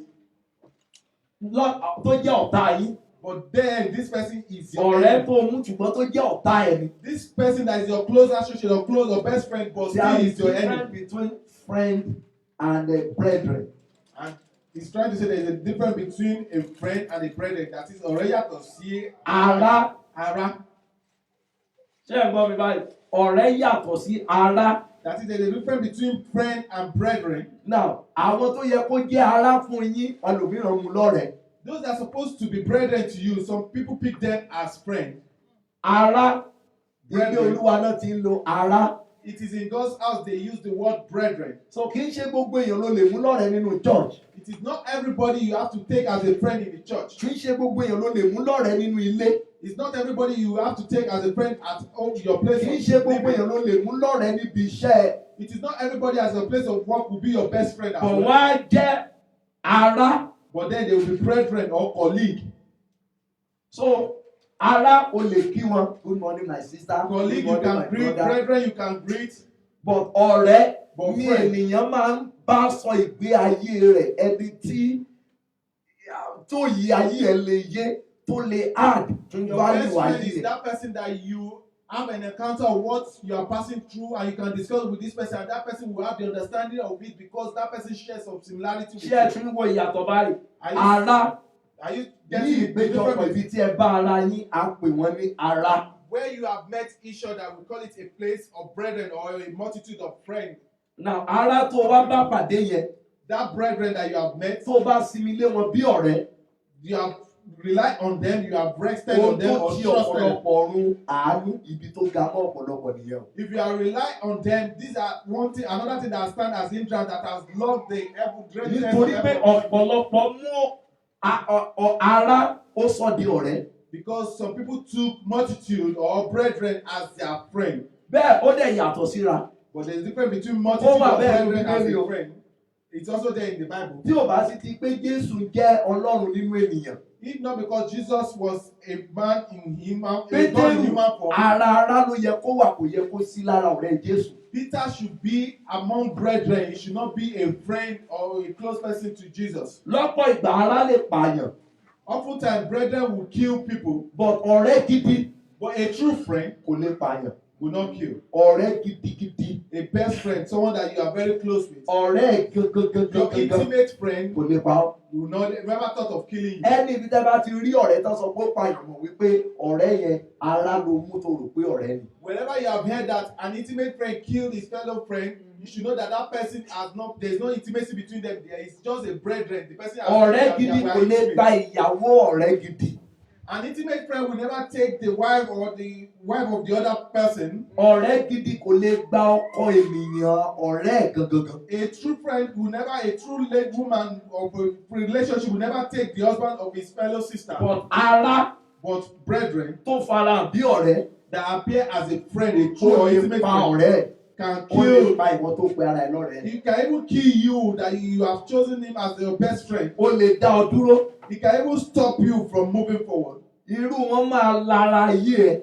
Those people, they are often jealous about your life or things that are happening in your life. Èmi àtọ̀rẹ́ mi kan wà ní Jerusalem. Me and one of my friends were in Jerusalem. Bàbá wòlíì kan wá wà láàrin wa. There's this prophet among us, Ó wá rí ògo ńlá kan láàrin wa. and he now saw a bright glory among us Níbi táwọn méjèèjì ti ń gbàdúrà. when we were praying. Bàbá yẹn wá pè wá. And the man called us. Ó lẹ pẹ̀lẹ́ ẹ̀yàn ọmọ. He now said, my brethren, sorry. Oníṣẹ́ ìní lára yín lọ́la báyìí. He said, tomorrow, won't you envy each other? Mo ní ẹ̀sà. Kò sí nǹkan tí mo lè envy lára ọ̀gá yìí. That is, there is nothing tí àwọn lè là lára ọ̀gbẹ́ni yìí. Mo ní torí pé ohun tó bá ní èmi ni mo ní. Because whatever belongs to him belongs to me. Ohun tí òun náà bá ní èmi ni mo ní. And whatever belongs to him also belongs to me. But ọ̀rẹ́ mi yẹn ò mọ̀ dáadáa tán nígbà yẹn. But this, my friend, does not have better understanding But than ó nígbàgbọ́. but he has faith. Ọ̀pọ̀lọpọ̀ pásítọ̀ ó mú ará ó mú lọ́rẹ̀ẹ́ ó dẹ̀ mú kán fún yìí. A lot of pastors took brethren as friends, and this has led to their failure. Ìyàtọ̀ wà láàárín ọ̀rẹ́ àti ará. There's a difference between brethren and friend. Ìjọ́ tí ọ̀rẹ́ mi wá sick. When this my friend now fell ill, Ẹ máa wo tán pè lọ́rẹ̀ẹ́ o. now get the point. What is Wọ́n ní the kó word má sọ friend? fẹ́yàn kankan. They now talk about a pastor. No. Wọ́n ní kó má sọ fẹ́yàn kankan. Okay, they said he should not say anything to anybody. Ó wá wò wípé kò dẹ̀ sick rí ká sọ pé wọ́n gbé lọ hospital. And he has not had any sickness in this kind of form that they have to take him to the hospital. Ní ọmọ òyìnbó tá à ń pe kínní ìbọ̀tẹ́ bá sọ ọ̀hún rántí. Kínní appendix. He has appendix. Okay. Wọ́n ní ó bẹ́ sí nínú. That this thing got busted in his stomach. Ó dẹ̀ faint wọ́n wá gbé lọ. And he was unconscious. Wọ́n wá gun ní abẹ́rẹ́ kán lè fa omi sí lára kán lè ṣe operation. Then they But injected him kò síbi kankan tán lè fi They abẹ́rẹ́ could sí not láti find vein. fa omi sí lára. so that they can pass drip onto his body. Ó wá sọ fún dókítà. He now said to doctor, Ó ní ẹjọ́ he said, please, ẹ jẹ́ kí n pe ọ̀rẹ́ mi kan ṣoṣo. let me call one of my friend, my only friend, Ọ̀rẹ́ mi kan ṣoṣo. my one and only friend, Ọ̀rẹ́ mi kan ṣoṣo. my one and only friend. Ó ní ará He has brethren, he has other friends, bọ̀ tó lọ́rẹ̀ẹ́. but he has one friend. Bí mo ṣe gbọ́ pé nǹkan báyìí ṣe ọ̀rẹ́ mi. When I heard that this thing happening to my one and only Orí friend, àkété pé èmi náà strong ni mo wà. I too am on the sick bay that I am strong because I'm not feeling that well. Ìgbésẹ̀ tí mo gbé ni wípé mo kúnlẹ̀ sórí iyẹ̀pẹ̀ òkúta wẹ́wẹ́. And then I knelt down on a small stone where there is small stone, little stone. Olúwa jọ̀ọ́. And then I begin to pray, God, Ọkùnrin yóò gbọ́dọ̀ kú. this my friend must not die. Bá mi ṣàánú ẹ̀. Have mercy upon me. Ǹjẹ́ ẹ mọ̀ wípé Do you know that ibi tán ti ń ṣe operation fún As they were doing the operation odidi 24 hours for 24 hours, ọ̀rẹ́ mi ò jí sójú ayé. he was not awake. He never knew what was going ó on. wá lóun kọjá àlá tó láre o He was ẹ máa having wo a ọ̀rẹ́ dream o. as they were doing the revelation and the wọ́n ní operation. báwọn Was ṣe having a ń dream. lọ nínú inú igbó yẹn tutù mọ́ wọn. As he was going in that forest was a bit àwọn wá ń wo chill. àwọn omi kan. And then he went to see different kind of ọ̀fun gbé water. àwọn o. Then he was like, I want to drink àwọn fẹ́ water. momi o. That he wants to drink water in that àwọn forest. àwọn kan wò mí níwájú mi. Then he cited me ahead. sáà And I said, àkókò sir. tí tó fún yín láti mọ. And I said that it's not time for you to àkókò drink tí water. tó fún yín láti sinmi o. That I was telling him that, see, you need to still come forward. It's not time for you to rest. Don't stop there. Come forward. àṣẹ ìran tán rí ìran ikú ni. The revelation he was having was omi intense. tán rí yẹn wọn bí ìgbèyàn fẹ́ rí Jọ́dánì kọjá. The water he saw is like when you want to cross River Jordan. ǹjẹ́ ẹ mọ̀ wípé bí mo ṣe ń gbéra bọ̀ ní hospital kí n wá kí wọn. As I was preparing to come to the hospital to come and irú aṣọ tí mo wọ̀ tó rí lára mi lójú àlá. The kind of òun náà ni mo clothes- wọ̀ débẹ̀. the kind of clothes I wore in that dream when they were doing operation for him was the clothes he met on me when he saw me. ọ̀rẹ́ mi. He now said, my true friend. èmi ló lè kọ́kọ́ lẹ́ni àkọ́kọ́ tó lè dàbí kó kọ́kọ́ bá sọ̀rọ̀. I was like the first person he spoke to after the operation. ọ̀rẹ́ a máa dúró tì ní lọ́jọ́ ogun. The friend often stood with you in times of battle. ọ̀rẹ́ a máa dúró tì ní á dúró tì ọ́ nígbà tó lówó àti ìgbà tó lówó. Friend will stood by you when you are okay, you have wealth, and when you have nothing. but ara lè fi ọ́ lẹ̀. But brethren can depart from you when you don't have anything. ọ̀pọ̀lọpọ̀ tó jẹ́ ara lẹ mú mọ́ra báyìí tó tilẹ̀kùn ibi àánú tó ga mọ́ yín. Some of you have taken brethren as friends, and this kind of brethren have loved that place of greatness in heaven for talẹ̀ your mú life. bí ọ̀rẹ́ bọ̀ tó yẹ kó wà ní ipa ti ara. Who is that person that you have taken as a friend, but that person is supposed to be in the category of brethren? Jésù mú Pétérù àbí ó mú Júdásì lọ́rẹ̀ẹ́ láì Jesus- wípé ó mọ̀ Jesus took ó Judas. mọ ọdún tó fẹ́ ṣe. You know the kind of person Judas is? bọ̀tọ̀ ọ̀pọ̀lọpọ̀ wa náà ló mú Júdásì lẹ́gbẹ̀ẹ́ báyìí. Some of us also have this Judas as friends. ṣé ẹ ti rí tí mo pè lọ́rẹ̀ẹ́ báyìí. You can see what I'm saying Ará now. nínú church We have brethren in the church, bá gbogbo èèyàn rìn nínú church. fellowship with everybody in the church, tó ní kálukú kó bá tiẹ̀ kó máa bá tiẹ̀. and then let everybody go their way. eléyìí tó bá mọ̀ pé òye Ọlọ́run yé. The one that you felt that he has a better understanding of God the way you have, vision rẹ̀ yé tó lé ìjọba Ọlọ́run. that person has the same vision as you have, that is ẹni tó pursuing ṣetán láti everything, sin Ọlọ́run. that is willing to serve God, tí ò ní fa ayé rẹ̀ sẹ́yìn nínú ẹ̀mí. and then he's not going to draw your back òun ni life kó back bá rí bí spiritually. ọ̀rẹ́ nínú ẹ̀mí. Then you should, that kind of person you should journey with in the spirit. torí pé tí ò bá bá rìn ní òní wàá rí wípé kò sẹ́ni tó máa ràn ọ́ lọ́wọ́ nípa ti ẹ̀mí lọ́la. If you didn't fall journey with that kind of person, you will discover that nobody will you have to journey with you in the realm of the ẹ spirit. ronú lónìí ẹ̀yin ará mi nínú Olúwa. Brethren, I want you to think concerning this. ibi tí ènìyàn ti yan ọkọ tàbí yan aya a máa tilẹ̀kùn ibi tó ga àánú tó ga mọ́ ènìyàn The náà. place you have chosen wife or husband often love that place of great blessing that is concerning your life. number 4. That is the fourth one I want to talk about. ibi tí o ti fẹ́ ọkọ tàbí tó ti fẹ́ aya. Where you have taken or where you have chosen wife or husband often love the place of greatness concerning your life. ǹjẹ́ ẹ mọ̀ wípé àwọn obìnrin kan máa ń wà. Do you know that there are some women, ẹ wo àpẹẹrẹ ẹ̀wọ̀n ẹ̀yin obìnrin tẹ́ wà bí. you the ladies here, listen to this example very well. ẹlòmíràn á sọ wípé Some will say ilé wa obìnrin kì í kọ́lé nílé wa ṣáájú ọkọ ẹ̀. that no woman will ever build until a woman build a obìnrin college and kí ló ṣe máa nílé ní báyìí. nílé wa obìnrin kì í ṣáájú ọkọ ẹ̀ kọ́lé it means ọkùnrin ló gbọ́dọ̀ kọ́lé ayé obìnrin ò gbọ́dọ̀ dá. that is to say in their family a woman must not build a house before the husband. That is to say the life of the wife must not get better until the husband own has been successful. That is when the wife own will start. no ìyàwó mi ò gbọ́dọ̀ make ẹ̀ jù mí lọ. That is my wife must not be wealthier than me, must not be successful ó than I túmọ̀ am. sí pé tó bá ti ń sapá pé kó lè dára fún ọ. That is if you as a woman are struggling to make it in life, ọkọ yẹn á máa ti ọ̀run àní ibi tó ga mọ́. and then the husband begin to close that heaven of greatness concerning your life. ọ̀pọ̀lọpọ̀ yìí bá ti ju eléyìí lọ. Some of you might have been bigger than this. ibi tẹ́lòmíì ti yàn ló ti ṣe ẹsẹ̀ pé. Where you have chosen, that is where you have made mistake of ibi that error. tí ẹlòmíràn tó ti fẹ́ aya ibẹ̀ ló ti ní ìṣòro. Where you have married, that's where you have gotten some problem. ibi tí ẹlòmíràn ti ní ọkọ ibẹ̀ ló ti ṣe ẹsẹ̀ pé. Where some people have gotten husband, that is where they have missed their Ṣé ẹ step. rí ara kan tí mo sọ tó máa ń ti ọ̀run mọ́ èèyàn báyìí? This is one of the things that often love Kì í ṣe devil kì í upon ṣe us people. ọ̀pọ̀lọpọ̀ obìnrin ló yẹ kéèyàn bá pàdé nínú ayé ẹ̀. As a man, it's not all the women you're supposed to have an encounter with in your life. Tẹ́ bá mú àwọn nǹkan tí mo sọ ìtẹ́ ronú ni lórí dáadáa pẹ̀lú bẹ́ẹ̀ ṣe gbọ́ ọ̀rọ̀ yìí. If you have taken all this thing and you think deeply concerning it, and then you examine your life along with it, it will be very good. Mo sọ fún ẹnìkan ní last month. I said to somebody last month, Mo ní ẹrù pé play ni ẹ play ni o. I said, you think you played me, you have not played me. Mo ní mo forí ńlá kú fún yín.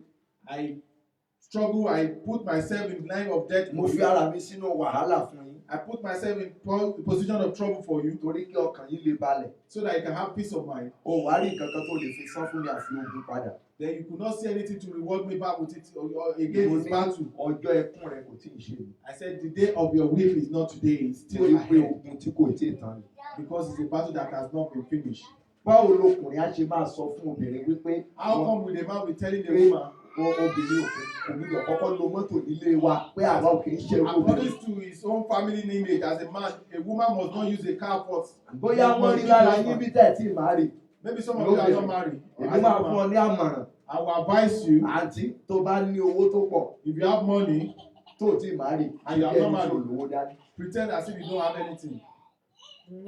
Bẹ́ẹ̀ni, ṣe bí ẹni tí ò lówó.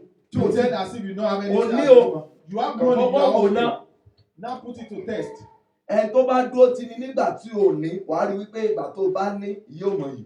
You see that person that stood with you when you did not have, and when you now Oh, reveal that God, you indeed you have, you see that they will be Àánú different. tó ga mọ́ ọ̀pọ̀lọpọ̀ ni That greatness of mercy tó ti is fi a àyà. place of where you have chosen your wife or your Ìyá ọkọ ẹ husband. yóò rí ọ bí ATM. Your mother-in-law could see you as ATM machine that he has to withdraw from. Ìwọ gan fara ẹ náà bọ̀dá. You as a Lórí brother, òkè, ẹ mọ̀ pé wòlíì a máa rí oríṣiríṣi. you know, prophet often say a lot of things on the mountain. Àwọn pásọ̀ kan gbé àti kan wá sókè ọ̀gá ni ní báńkì. Some pastor brought this woman is a big person in the bank, Wọ́n fẹ́ kàn gbàdúrà fún kó lè bí ọmọ. and they want to pray Ṣé for ẹ̀gbọ́n this rẹ náà woman máa so fọ́jú wòlíì? that this person will be able to have seed of fruit of the womb. Then you know that sometimes offering often blind the eyes of prophets. Wọ́n wá gbàdúrà tán. And then they finish praying, Wọ́n wá ní kí n bá wọn fàṣẹ sí. and they said I should Ibi tí seal mo it ti ń up. gbàdúrà. When I Olúwa was wípé ọmọ And God said, ogun ẹnu ló jà. it's the battle of man that is fighting. Mo wá this ní person. àǹtí. And I said, Mo woman, lẹ́nìkan Olúwa sọ pé ẹnìkan gbé ọgẹ́ bù.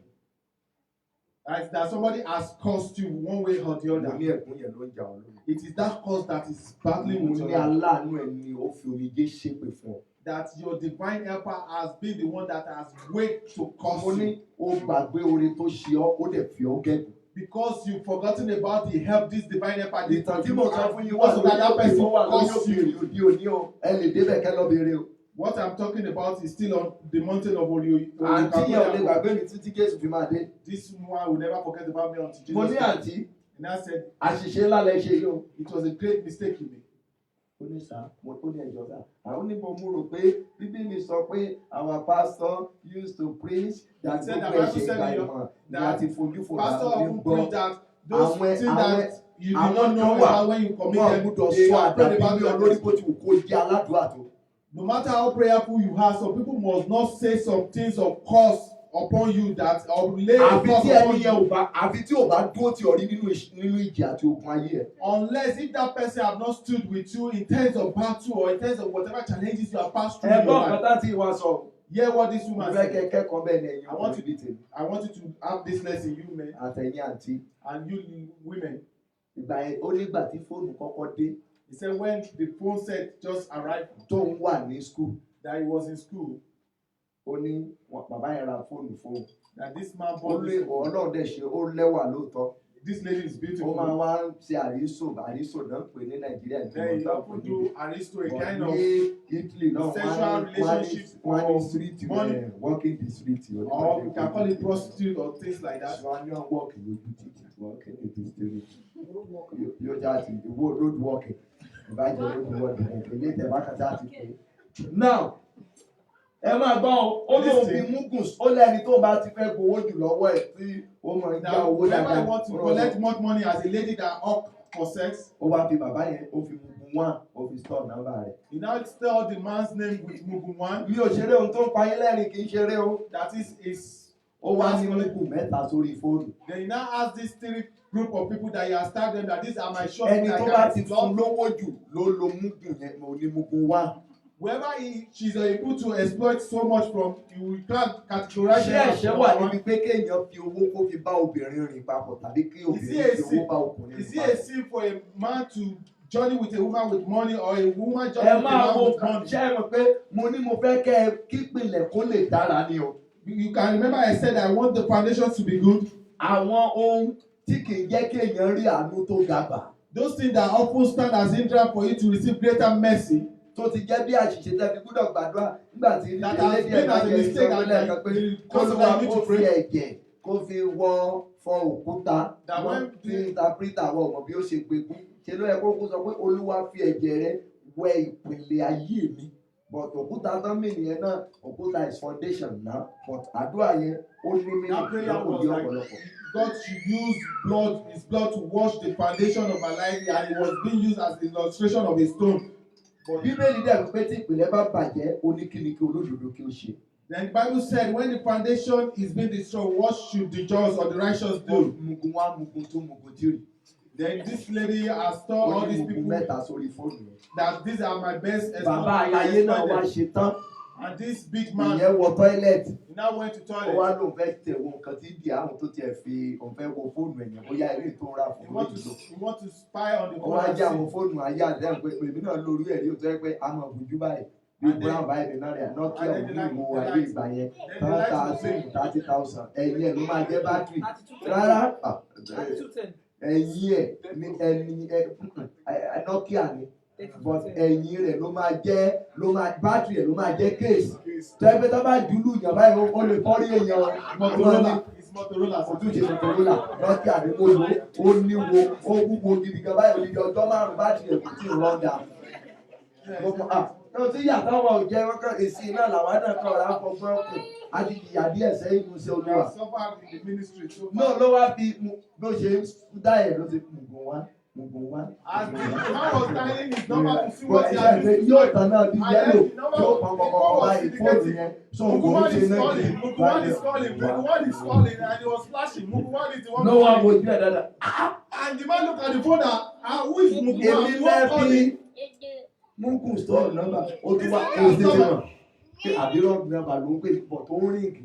But it was like, is he calling a wrong number? Ṣé But the ayé phone ìgbà was- yẹn àwọn èèyàn tí ìmọ̀ ká máa fi kóòdì kan tẹ fóònù gidi Yeah, ẹ̀ fóònù the yẹn kind tó of lè phone ní we are talking kóòdì. about, you cannot lock it with a pin Kò lè code. náà kìgbè kí lọ mọ̀ nípa Even when you lock it, ẹgbẹ́ it still show who is calling. Ìbáyé ìsinsìnyí la ṣẹ̀ wá ń gbọ́ kó yẹ kó fi pásíwọ́ọ̀dù kó fi kankan kó fi kóòdì ẹ̀bí àdọ́gbọ́n kó ní lọ́bẹ̀ jẹ náà ló ṣe ń wá kóòdì kiri. Wọ́n ibi tí mò ń lọ rèé o. This is where I'm going.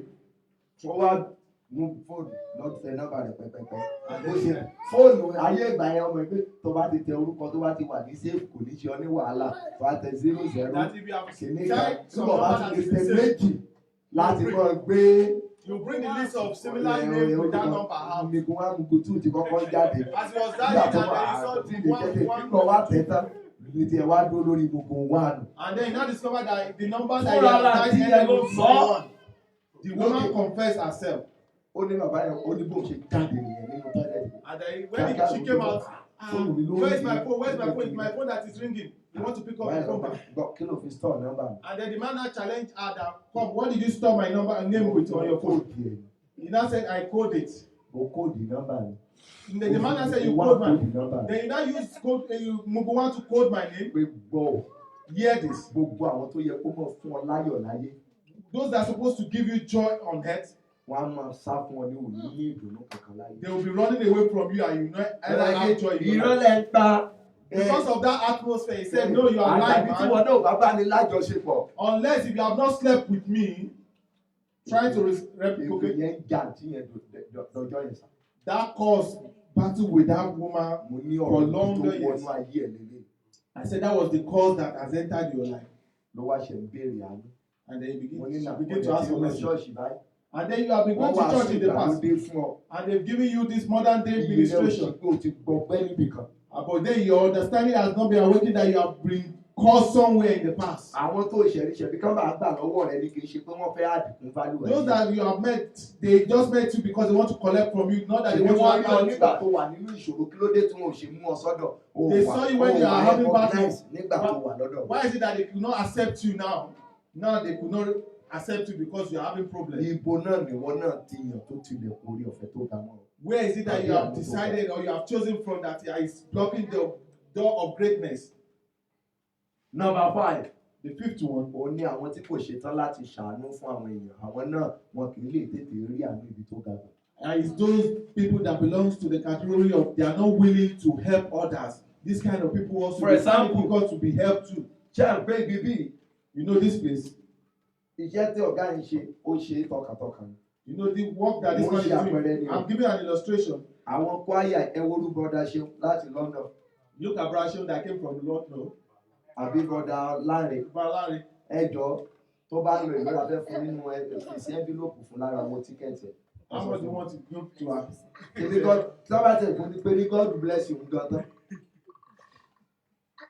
Tá a bá fẹ́ tún ṣe tá a sọ kà ṣe iṣẹ́ olúwa ló wá ṣe. Then we want to even make Bẹ́ẹ̀, that we will say that should be Ẹni tí ẹ bá ṣe lóore tí ò dúpẹ́. wherever you are Jésù gan mú ó mú àwọn adẹ́tẹ̀ mẹ́wàá lára dá. God healed the 10 lepers. Nígbà tẹ́nìkan padà wá dúpẹ́ lọ́jọ́ kejì, Jésù béèrè àwọn 9 tó kù. When one of the lepers came back to show gratitude, Jesus asked about the remaining ones that where are others that were Ọ̀pọ̀ healed nǹkan too? tá a rí kì í ṣe ráìtì wa. Some of the things that we have been opportune with is not our right. It's not that we are due for Fi it. preach mo dẹ̀ tún máa fi preach. I'm not using it to preach, but I'm also using it as an Bọ̀ mo sọ example. fún ọ̀gá yìí níbí lónìí. I said to this man Mo today, ní àwọn tí ó yẹ kí n dé sọ́dọ̀ wọn nígbà àkọ́kọ́ tí máa wọ́ sí Finland mo ní mi ò dé sọ́dọ̀ wọn. that those people that would have visited when I first came to Finland, I didn't went to them. Àwọn lolúwa gan kọ́kọ́ fi ṣe àmì tolúwa kọ́kọ́ lò mí fún. Mo mọ̀ pé Those wọ́n wà are the bí ones. wọ́n á máa wò Some of them might be here, or they are here, or they are watching on the internet. But these particular people Mo sọ fún ọ who wípé God have báyìí used ni to olúwa work. wí. And I said to them that this is what Torí God mo has said. fẹ́ béèrè àmì pé olúwa ṣé nítòótọ́ ló rán mi wá sí orílẹ̀-èdè yìí. Because I want to be confirmed that God have actually sent me to the land of Finland. Olúwa dẹ̀ sọ pé bẹ́ẹ̀ ni ọmọ. And God said, truly, I will send sọ you. fún ọ pé àǹtí n tó ń ṣe ọmọ yìí nǹkan báyìí olúwa yóò ṣe báyìí olúwa yóò ṣe báyìí olúwa And I dẹ̀ said, ṣe. what is the battle that this child is facing? God is Mo going to do ní this, and God is and mo God láwọn did ló it. yẹ kí n gbèrú sórí jù. That I should have lift them up on my head and be Mo worried ní bọ̀ about tó them. ní nǹkan tó lúwa bá mi sọ But there's something God said to me. pé ọmọ That son, bí mo ṣe rán ẹ lélẹ̀. this is the path I have sent you. Yes. Iṣẹ́ tí Lady Evangelist ń ṣe bí ọ̀pọ̀lọpọ̀ ìgbà iṣẹ́ àánú ni. Most of the job that the lady evangelist does Yeah, there, they great are job, job Eddie. of mercy and they are free job. But let me tell you, eléyìí tán ṣe yẹn mo ṣe jù bẹ́ẹ̀ lọ. What she has done, I've Tí done mo more ti than ń that. ṣiṣẹ́ olúwa full time, mo ti máa tó 17 to 18 years. I've been working for God full time as in the full time ministry almost Sir. 18 years. Mi ò gba 1 naira rí ní salary. I've not been paid a penny for a Ó salary. tẹ̀lé lọ béèrè ní Nàìjíríà ni o. It's a thing that you can go back to Nigeria and confirm. Bọ́lá ò ṣe lò mí tó ní orí òkè rí o. How God Send has God used me on that Tó máa mountain sọ fún mi upon wípé area mo tẹ́wọ́ gba owó oṣù. that will point at me and said I've received Now, salary. no because of wonder. one thing or the other. Kò síbi tí mo ń dé tólúwa kì í fi àwọn èèyàn yí mi ká. There's no how we get to a place that God will not surround me Mo with jẹ́ people. ti àpẹẹrẹ lẹ́ẹ̀kan. That is why I Bí was saying ìṣiṣẹ́ that olúwa rí kó jìyà, ó lè pẹ́ bọ̀ yóò dìde. I have not worked for God and suffer. No matter how you work for God, it might Torí be olúwa long, máa but fẹ́ God kí will n still bless kẹ́kọ̀ọ́. you. But God often make me to learn something So from mi whatever kọ́kọ́ I do for Him. expect kéèrò kọ́kọ́ pọ̀ nu chọ́ọ̀chì mi ìdí ni pé tó bá pọ̀ bẹ́ẹ̀ lẹ́sìn tólúwa fẹ́ kí n kọ́ olúwa ẹ máa padà lẹ́yìn rẹ̀.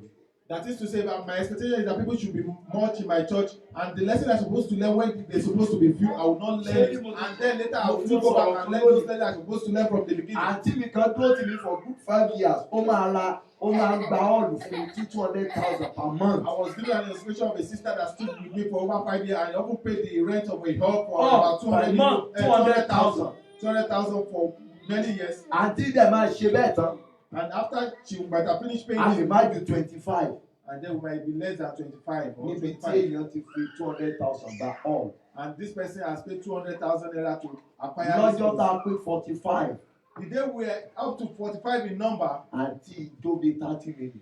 this woman danced for about 30 minutes. My prophet. that prophets, títa ìwà náà lè fúlù káàdù tẹ́lẹ̀. that we too we can put more number from 25 to 45. Mo ní àǹtí And I said, sister, ọ̀la ìjọ èmi lọ. that tomorrow is even greater than today. Program tó bẹ̀rẹ̀ nígbà yẹn The program she started them, òun ló di nǹkan tá ń tag ní Glorious Generation.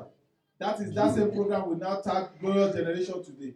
So mission mi gan jùlọ náà ni Glorious Generation. My main mission is Glorious Generation that I've really focused on. Lónìí tá a bá wá dúró níbi tá a ti ń pé 25 ó di bíi 2-3 years. If we are there, Tá a bá wọ 1,000 àá dín díẹ̀ ní 1,000 gbà ní àwọ̀ 2,005 àwọ̀ 1,005. that is that place where we started that we are less than 25, but today we are close to 1,000 or even more than 1,000. Ohun tí mo ń gbìyànjú láti sọ fún yín bẹ́ẹ̀ ni wípé ẹni tí kò bá ń ṣàánú That is ìwọ what fúnra I'm ẹ̀ saying, that gbàgbé wípé o fẹ́ rí àánú tó ga gbà. he that failed to help or to be merciful to others, he also find it because to be merciful Bíbélì upon. tẹ́míkà ó ní aláàánú ni yóò rí àánú gbà. The Bible that I read said the merciful will be merciful upon. Tó o bá ti wá ń ṣàánú ìwọ náà gbàgbé pé o lè rá àánú gbà. If you have failed to be merciful to people, you too you also fail to receive mercy. Gbàgbé ẹ̀ pé o lè rá àánú gbà. Be certain that you also fail to. Ẹlòmíràn béèrè àánú ṣẹ̀rù pọ́ lọ́run ṣẹ̀rù pọ́ dẹ̀ lọ́lọ́run. Some of you ask mercy. You think God is. Gbogbo eléyìí tí mò ń ṣe fún yín tó fi ṣe sí ẹ̀ àánú yín ló ṣe mí. All this one I'm doing that is just because I'm having mercy about you or I'm pitying you. Jọ bra Kenneth ṣé a ti gbàdúrà fún gbogbo mẹ́mbà ṣọ́ọ̀ṣì lónìí àbí mi ò ti gbàdúrà fún. Bracken, have we prayed for all the members today or not? Yes, sir. Yes, sir. Ẹ sí ń bí o. You are not here, but all the members they have been prayed for, Ẹ sí ń bí o. but you are not here then. Now ìbéèrè mi ni wípé bí mo ṣe wá yẹn èló lẹ sọ fún mi lówó flight mi wá sí bíbí. My question there at that junction is that how much have you paid for my flight? Ṣùgbọ́n ṣé Ọlọ́run ò dá padà? But the work of God returning back. Aláàánú God, la máa rí God wo. Mo ní aláàánú ni ó máa láàánú gbà. Ṣé God that the merciful will be merciful upon. ẹni tó bá ṣàánú là ń ṣàánú fún. That he that have mercy upon his Now fellow woman will be mo merciful ṣe upon. foundation fún yín lónìí. I'm giving you a foundation to Kí give. wá ní nǹkan tí a ń pè ní àánú? What is that thing we call mercy, great mercy? Mo lè sọ wípé ó túmọ̀ sí oríṣiríṣi nǹkan. I can give you a different kind of definition. Àánú Mercy, ni dídáwọ́ ìjìyà ènìyàn dídínkù. that is, Ìjìyà ènìyàn. mercy often reduce the level of suffering or whatever challenge someone is going to limit it. Ìjìyà a lè pè ní punish o. There's suffering. Suffering náà ni ìyà máa jẹ èèyàn yàtọ̀ sí pé ká dín ìjìyà ènìyàn kù. Ṣùgbọ́n yà ló bẹ́ẹ̀. Punishment. Tí mò ń sọ fún yín ni pé ibi tó ẹ̀kan ti lọ ní ẹgbàá mẹ́wàá. Where you should have been beaten like 10 strokes, Kan fún ọ lẹ́yọ kan and then you're giving one stroke. tàbí kán mọ́ náà ní kankan. Or they pardon you that okay, we Má ṣe pardon, bẹ́ẹ̀ mọ́ o. but don't do it again. Má ṣe nǹkan pè láàánú nìyẹn. That is what we call mercy. Àánú Mercy. ni a tún lè pè pé ká mú ayé èèyàn jáde kó ní abẹ́ ìdájọ́. That is, mercy is another thing that we can call that when one's life is being taken away from judgment, the judgment that would have given to the person Ibi tó yẹ ká ti dá ọ lẹ́bi. where they should have judged you wrongly, A dẹ̀ mú ayé ẹ̀ jáde kúrò bẹ́ẹ̀. and your life was being taken away from it, O ò ráyè jẹ ìyà yẹn. and then you are unable to serve that punishment. Àánú And mercy ó wà is stand fún gbogbo èèyàn. for everybody, Bọ̀ kì í ṣe gbogbo èèyàn ló lè rí gbà. it's not everybody that can receive it. Àánú yẹn wá pín sí oríṣi mẹ́ta. Then this mercy now is being divided into 3 For categories. example, ní àpẹẹrẹ sórí mẹ́ta yẹn o, irú bọ̀dá yìí, Like this brother, ohun tí ojókòó sà, irú ibi tọ́lọ̀ ti lè ṣàánú fún. where God can be merciful upon Tí him. bá fẹ́ kọ́pì ẹ̀, If I want to copy him, ìyá máa jẹ. I will suffer for it. Kí n sọ bó ṣe dúró yìí, The way he is, irú ọ̀gá yìí, this brother kí n fẹ́ beside fara wé báyìí. that want to copy him, Mi sì mọ májẹ̀mú tó wà láàrin òun àtọ́lọ́. and I do not know the kind of covenant he has with God. Tí n bá fara wé, If you copy him, màá jìyà. I will also suffer it. Táwọn náà bá wá náà fẹ́ fara wé mi ṣe bí mo ṣe fẹ́ ṣe. Then he wants to also behave the way I'm behaving, or he wants to act in my position. Ó possible káwọn náà kábàámọ̀ ẹ̀. He might also regret it as well. Now, àánú, For mercy, àwọn kan máa rí gbàgbé level kan. some will receive it to a certain level. Ìkejì, àánú àwọn kan máa wá ga gidi. Then another one is that some mercy will be greater than the Ó others. lè jẹ́ òun nìkan ló máa ga jù nílé wọn. You can be this one particular person that will be greater than every other person in that Ó lè family. má kàwé o.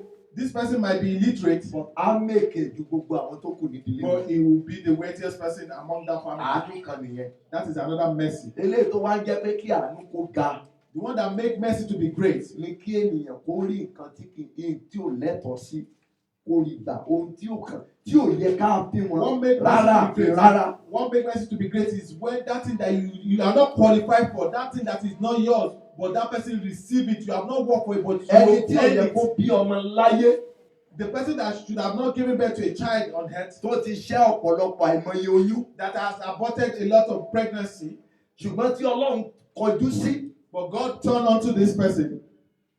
Àwọn èèyàn sọ pé àmọ́ ilé àbọ̀dá ẹ̀ mọ́ fẹ́ àǹtí yẹn o. And then people say, that sister don't marry. We know the history. We know the number of pregnancies she has Nígbà ẹ̀ owó aborted. jóná ni o. If you invest in this person, you Àmọ́- are wasting your time because it's emptiness. Wọ́n á máa sọ fún ọ̀gá pé wọ̀gàn ò lè má rí. They even tell you that you yourself, God, that the lady that you can know who will marry you. Ẹlòmíì á máa sọ fún ọ pé nílùú yìí àti ọba fẹ́ ṣe fínísì àdúgbò rẹ̀ ṣe é pé. Then they start giving recommendation that Wọ́n á gbé Fínláńdì ni o. unless if it is Àbí still tó bá fẹ́ in òyìnbó nìkan. unless they give recommendation Á unless lè you gbà have to ọmọ do rẹ̀ this tí kind kò of thing. fẹ́ o. People from your tribe, people from your lineage will never Ǹjẹ́ get àmọ̀ pé èèyàn máa married. ní HIV tó dẹ̀ máa rọ́kọ? Do you know people who have HIV and they still get married? They find people that will marry them despite Ó dẹ̀ máa the ṣàlàyé fọ́kọ ẹ̀ pé àwọn èèyàn ní HIV tí ó lè fẹ́ mi. and then this person they will speak the couple they will speak to Yes, themselves. of course. I have this kind of Màá sickness. fẹ́ ọ. Do you still want to marry? And the person will still say yes, I will marry with that sickness with the HIV. Ohun tó ń pè láàánú nìyẹn. That is what they call mercy. Àánú ohun tó lérò mi sọ pé kó wá lọ ní HIV kó rò pọ́nlọ́ òun gbọ́ tiẹ̀. I'm not saying that you should go and have HIV and now say God will Torí ara hear you. torí mo mọ̀ yìí pé ilé ìtọ́jú àríjìnà gbogbo tí mo ti ń sọ látàárọ̀ ẹ̀ dìbò ìgbà mo sọ yẹn ni mo rí gbogbo àwọn etí kan tó lọ òkè báyìí. Jẹ́ kí etí yẹn wálẹ̀ padà. Hallelujah. Ẹ jẹ́ kí etí yẹn wálẹ̀ o. Tí mo sọ ni wípé What I'm saying is that àánú tó ga that great mercy, ni pé ohun tí ayé rò pé kò lè ṣeé ṣe nínú láìpẹ́. that which the world have put condemnation upon that is impossible in your life. Ìlú mi, My màmá country, kan rí mi ó ní láyé ìgbà yẹn ni tó ẹ́ pò ní ni yóò lọ jẹ sọ́lẹ̀ ìwé ilé ìtàn jẹ báyìí ní Nàìjíríà yẹn ni o. that is to say, if it And was the today, poison. this woman would have Láyé gone ìwé to ìwé yìí. swallow Yóò jẹ poison or poison. take some acid. Mo ń kọjá ọsàn. I passed. Ṣé pé wọn ọkùnrin lè jẹ́ èèyàn láyé? And then you look at me. Mo ní bẹ́ẹ̀ ni. Truly, you can become somebody in life. Bẹ́ẹ̀. You that I know there. Àánú Mercy. ìwọ tán ti rò pé ó ti parí fún ọ. You that they felt all of us Ìwọ lost. ló máa dìde. When great mercy come, you see that you are the one that will arise more than them. Tí àánú bá dé, When mercy come, àánú á máa sọ èrò ẹ̀yìn di ẹni iwájú. it often make those that are behind to be Mi the ò only lè thing in gbàgbé bí front. mo ṣe kúrò níbi bí mo sọ ibi I will never forget ni mo about ti ń sọ Lady Evangelist ń sọ pé àwa náà lè ra ṣíà díẹ̀ nígbà tí mò ń pe àwọn branch wa ní Nàìjíríà pé ẹ ra ṣíà kankan o. I was talking about them. They should buy ẹyọ kan. share for the church in Nigeria. Ẹ máa wo o, power house wa a ní 2,500 ṣíà wọ́n dẹ̀ ta ẹyọ kọ̀ọ̀kan ẹ̀ láti ríra tara wa. The powerhouse got about 2,500 chairs. Ó to ti sell. ṣọ̀wọ́n ní ṣọ́ọ̀ṣì tó ti máa bá pàdé. Before you can see that kind of child, 2,500. and we Ẹ have wá times ẹ̀ times multiply these 2,500 chairs 8,000. by 8,000. Èló ló máa jẹ́? Ẹ máa ṣírò ẹ̀ nínú ọkàn yìí. Multiplying in your mind, I don't need the total, but you Now- can imagine the total. Lọ́gbọ́n orí bí ìtòyé tèmi. With my own understanding, Mo pe àwọn mo ní ẹ̀yin chọ́ọ̀chì wa tẹ wà bí ẹ ra 50. and I said Ẹ̀yin our ilé church here, you should buy 50. Ẹ̀sà ó ti kù ọjọ́ márùn-ún kò sẹ́ni kankan tó dìde. 5 days to go, nobody has stood up that, okay, we are about to do this. Mo ń bá yín sọ̀rọ̀ lórí àánú tó ga. I'm talking about great mercy. Ẹ̀sà mo sọ̀rọ̀ lórí Facebook mo kàn bá àwọn ọ̀rẹ́ mi kan ṣeré. I was talking on Yes, Facebook sure. and I was playing with some of my friends. Mo fẹ́ kẹ́yìn kankan ra ṣíà. I want some people to buy chair. Ìkan lára àwọn tó jẹ́ áńgẹ́lì níbi aláàánú mi. One of them that is my angel Well, and Daddy. my divine helper. Ṣèbí ṣọ́ọ̀ṣì yẹn lẹ sọ pé ká má rè sí òpin Olúwa ní kẹ́ ẹ má béèrè owó kankan lọ́wọ́ Then he àwọn now ènìyàn. said, he reminded him that it was that same church that you said that God said that you should not ask for anything. Ṣé ṣíà yẹn kì í ṣe ara ẹ̀ ní sà? He now said that church is not part of that same church that God said you should not ask of anything. Pé ẹ̀dẹ̀ Ọlọ́run yín tó ti bẹ̀rẹ̀ lè parí ẹ̀ sà. That your Yes, God sir. has started, it can Mo finish. padà sórí Facebook. And I went back to Facebook. Ẹ jọ̀ọ́ gbogbo èèyàn. And I said, people, èmi ò fẹ́ ọ̀rọ̀ ìrànlọ́wọ́ owó iṣẹ́ ayé. I do not want your money for the share Olúwa anymore. ò wí o. God have not said it. Ọ̀rẹ́ mi kan ni mo fi yọ̀ sí lọ́rùn mo dẹ̀ rí. I was just trying to play with my friend that please that you can do this for me and I want you to come and tí do n it. bá pe gan ní underground gan yóò rà jẹyọ kan. If I have called him quietly, he would have bought more than one. Ǹjẹ́ mọ̀ wípé láì ní ìrànlọ́wọ́ ṣọ́ọ̀ṣì kankan Without the help of any church, 2,500 share 2,500 chair ó wọ ẹnu bẹ̀rẹ̀. came into that church. Bí mo ṣe tún sọ tí mo tún jìyà fún yín tán níbí ẹ̀yin kọ́ mo jìyà fún Ọlọ́run ni o. As I have suffered for God here when I Mo came kúrò ń down, bí. I left this place. Táwo la ṣe revival ń bí láti. February. February.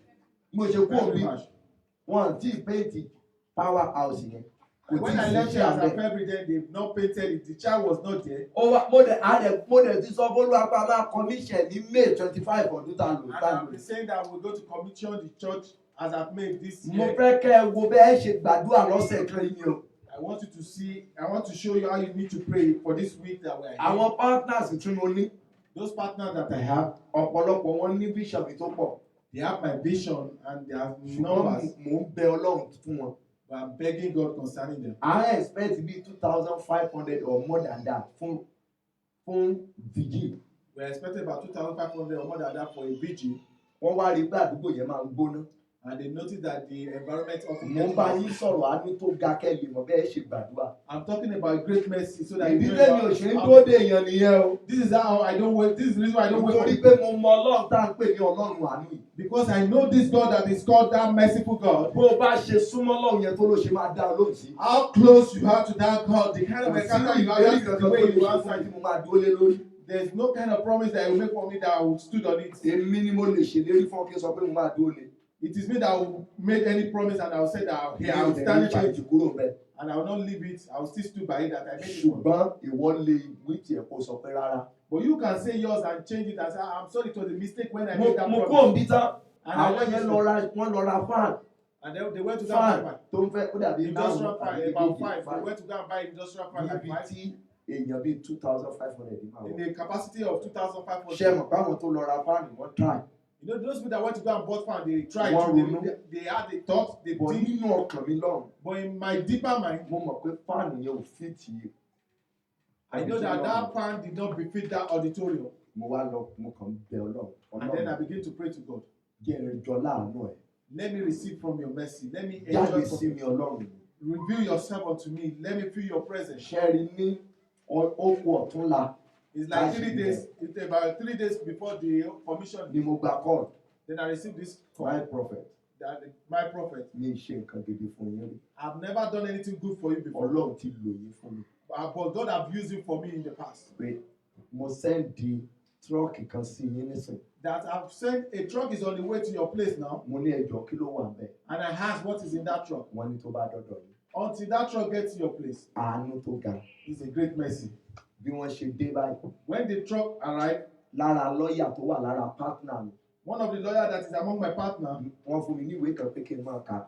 they gave the delivery man or the delivery person gave me a paper that I should read Èmi ò sì mọ̀ ìwé kà púpọ̀. because I don't have better knowledge Mo to gbé read. fún lọ́ọ̀yà mi. And I gave to the Ẹ lawyer, bá ń kà. read it for me and interpret it. Ìwé jábọ́ lọ́wọ́ lọ́ọ̀yà. And the book fell down from the lawyer. Èyí tí ìwé jábọ́ lọ́wọ́ yìí. And I asked, how come this book fell down from you? Ní tí mo rí ló dẹ́rù bà mí. He said, what I've seen in this book or in this paper or the delivery Ọlọ́run book yìí lágbára. made me to be afraid. Your God is so powerful. AC ló kún ní mọ́tò tán gbé dé yìí. This van is filled with AC. Standing AC. It's filled with air conditioner, a standing air Tó gbé conditioner. gbogbo 2,500 capacity. And this standing air conditioner has the capacity to take the number of people that we are going to have in Jọ this place. tí bá ní kí n máa kówó rẹ̀ jọ pé ẹ̀yin bí o ẹ̀dá £1 o ẹ̀yin bí o ẹ̀dá £2 ẹ̀jọ̀ ọjọ́ wo la máa bá rẹ̀ pàdé. If I said that we should be gathering the money, do you think we are going to gather it as soon as possible? It's going to take us time. Mo wá fẹ́ sọ ìjìnlẹ̀ kan fún yín. I want to tell you one deep truth there. Ẹ máa gbọ́ o. This Ṣé ẹ pé mo kú òun bí màmá landlady? you know, I You left here. discuss about this sister ọ̀rọ̀ àti You ìtòmí. discussed about this lady with. Can you still remember? You remember Olúwa that ló sọ ọ́. God Wọ́n said rán bàbá kan sí mi. Wọ́n ní Olúwa sọ pé mo ṣàánú kan níbi tí mo lọ. that God said I helped somebody where I went to. pé kò síbi tí mo lè dé láyé tí àánú ò ti ní ṣiṣẹ́ fún mi. That no matter where I get to, that mercy will work. Mo wá rántí pé ta ni mo ràn lọ́wọ́. And I remember that whoever helped. Mo wá rántí wípé mo sẹ́ndì owó kan. I remember that I said, kó fi ṣe passport fún ẹ̀gbọ́n ẹ̀. that I sent the money to this lady to use it for her international passport for the other one. Sir, owó tàbí 60,000, I think it's 60,000. 60,000 from me. I sent the money to Nigeria Lọ́jọ́ yẹn sir, for our sibling mo passport. ní 61,000 sínú àkáǹtì. That day I have 61,000. I sent virtually 100% of it out. Mo dẹ̀ fi 60 sílẹ̀. And I gave 60,000 to the other sister in Nigeria. I was left with 1,000 here in Finland. Meanwhile, ṣé ètò wà nílùú òyìnbó ló yẹ kí n ti fowó ran ènìyàn kan lọ́wọ́? Is it me that I came from Nigeria? I should have helped somebody that is in Nigeria. Ta ló yẹ kó fún mi lówó? But it is me that came. You should have helped me. I was the one helping someone. Ṣùgbọ́n Olúwa rán jẹ́ pé ọmọ ó ti ṣoore kan o. That God Ó has ti said you ra have nǹkan done. àánú di ọ, kì í ṣe ní ẹnìkan, ó ti ra àánú di ọ̀la ẹ̀. That you have bought mercy for your future. Jẹ́ AC yẹn, wọ́n ní wọ́n fagídí wọn pé wọ́n gbúdọ̀ ṣe láàrin 12 hours, wọ́n gbúdọ̀ install 12 yẹn. And there have been a standing order that they must install the AC in less than 12 hours because of the program they want to do. Mo dẹ̀ ní àlòkù generator kan tí àwọn èèyàn mi bá ní rà. I have a second-hand use generator that I'm using. Kò lè gbé ju bí 7 or 8.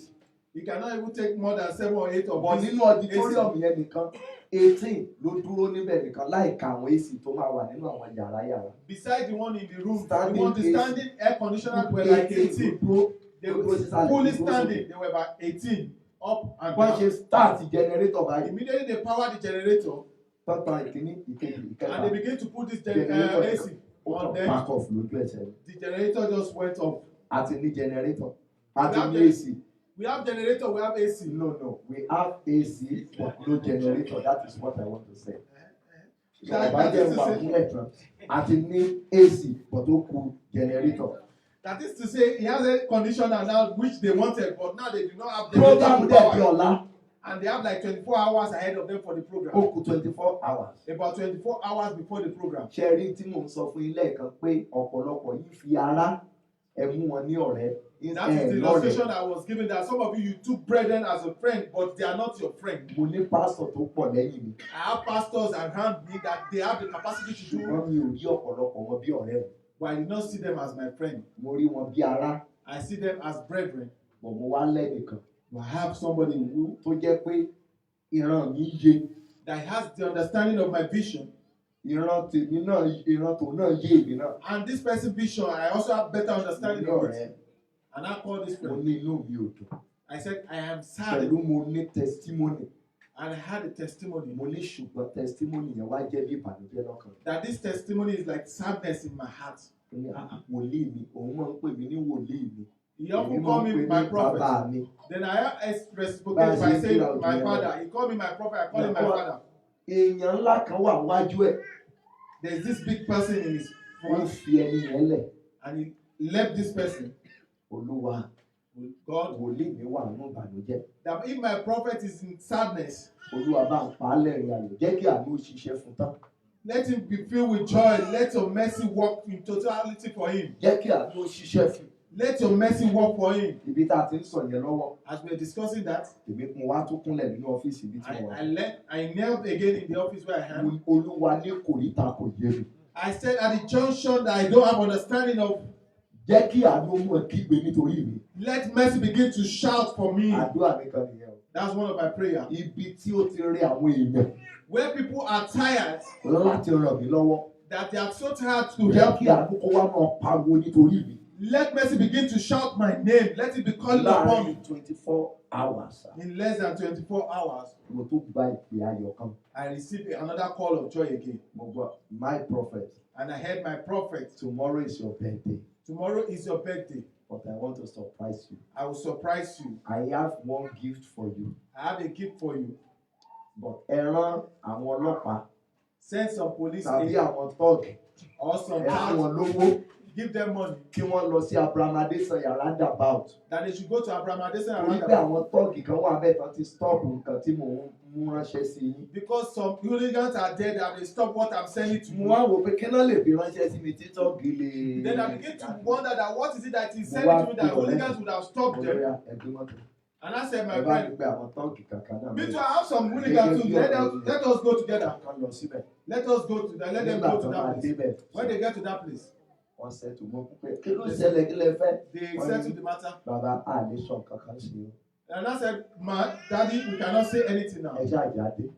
Let us arrive. Tírélà ló wọ́ rúru dé tán And they blọọkì brought táwọn this, ẹ̀jẹ̀ they fún wọn. brought, they blocked Trailer. this trailer. Tírélà I'm talking, they blocked this ó big gbé truck. 100 kVA generator brand new. This trailer was bringing 8 to 10 100 million.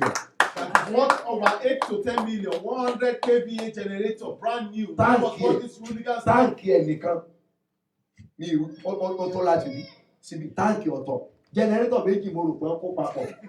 The tank was Táǹkì so tó ju big generator that lọ. I even felt that it was two Díẹ̀ bá tún generators. wá wà lẹ́gbẹ̀ẹ́. And then there was something behind. Àánú tó ga. That is great mercy. Àwọn èèyàn kọ̀ láti ràn ọ́ lọ́wọ́. Some people have failed to help Tí you. àánú tó ga bá dé. But when great mercy arrived, Wọ́n ó wà lọ́wọ́ wọn láti ràn ọ́ lọ́wọ́. it's in their capacity to help you. Bọ̀ wọ́n ń wo pé kò sí nǹkan kan tán lè gbà tí o lè fi pè wọ́n bá wọn ò rí náà la. Because they are looking at it that if they have done this for you, there's nothing they will get back in reward. Let me Anything tell for you, because they cannot see Ọ̀pọ̀lọpọ̀ the tẹ́ jẹ́ future. mẹ́mbà níbi bí ẹ ò ríran ọ̀la ìjọ yìí. Some of you that you are member here today, you do not see the vision of this church in the future. You Ohun don't tí know what ọ̀pọ̀lọpọ̀ the yín vision ní is pé like. kẹ́kàn ṣáàdé bẹ́ẹ̀ kẹ́ gbàdúrà kẹ́dẹ̀ bá ti yín lọ. What the vision some of you have is that you should come and pray and go on your own. Kò jẹ́ kí ẹlòmíràn mọ̀ bí ìbá ṣe ṣiṣẹ́ f'Olúwa. And it make it difficult for some of you to have understanding of how you should have walked with God. Níparí, In conclusion, Hebrews chapter 14 the book of chapter Hebrews, 4 verse 16. the book of Hebrews chapter 4 verse 16. Hebrews 4:16. Hebrews 4:16. Hebrews 4:16.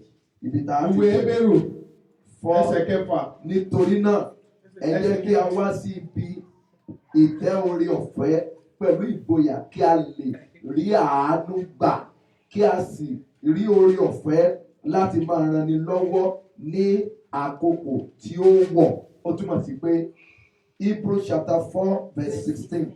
The book of Hebrews chapter 4 verse 16. Ẹ jẹ́ kí a wá sí ibi ìtẹ́ orí ọ̀fẹ́ pẹ̀lú ìgboyà.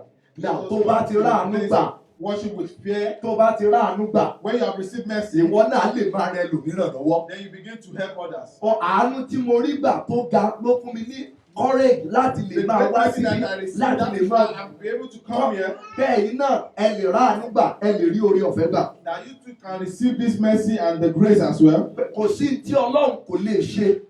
That there is nothing impossible for God to do. Ọkàn mi ni Ọlọ́run ló ń rídìí o. God is reading my mind. Bẹ́ẹ̀ náà ni Ọlọ́run ṣe ń rídìí ọkàn ẹ. The same way God is reading your mind as well.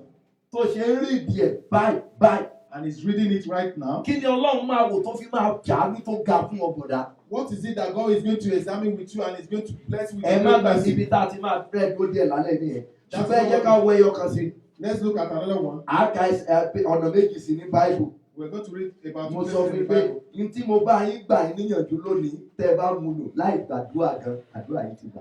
What I've discussed with you today, if you take hold to it and use it wisely, you don't even need to pray and you discover that you'll be getting reward or manifestation. Lọ́la báyìí màá máa bá yín sọ̀rọ̀ lórí àwọn iṣẹ́ tí àánú ń ṣe àwa máa wọnú àdúrà mo lè sọ mẹ́rin pé Tomorrow I'll lọ́la be talking about àkókò what sínú mercy, àdúrà the thing, mo lè the sọ work that márùn mercy lọ́la does, ká and then wọnú we'll be àdúrà. praying.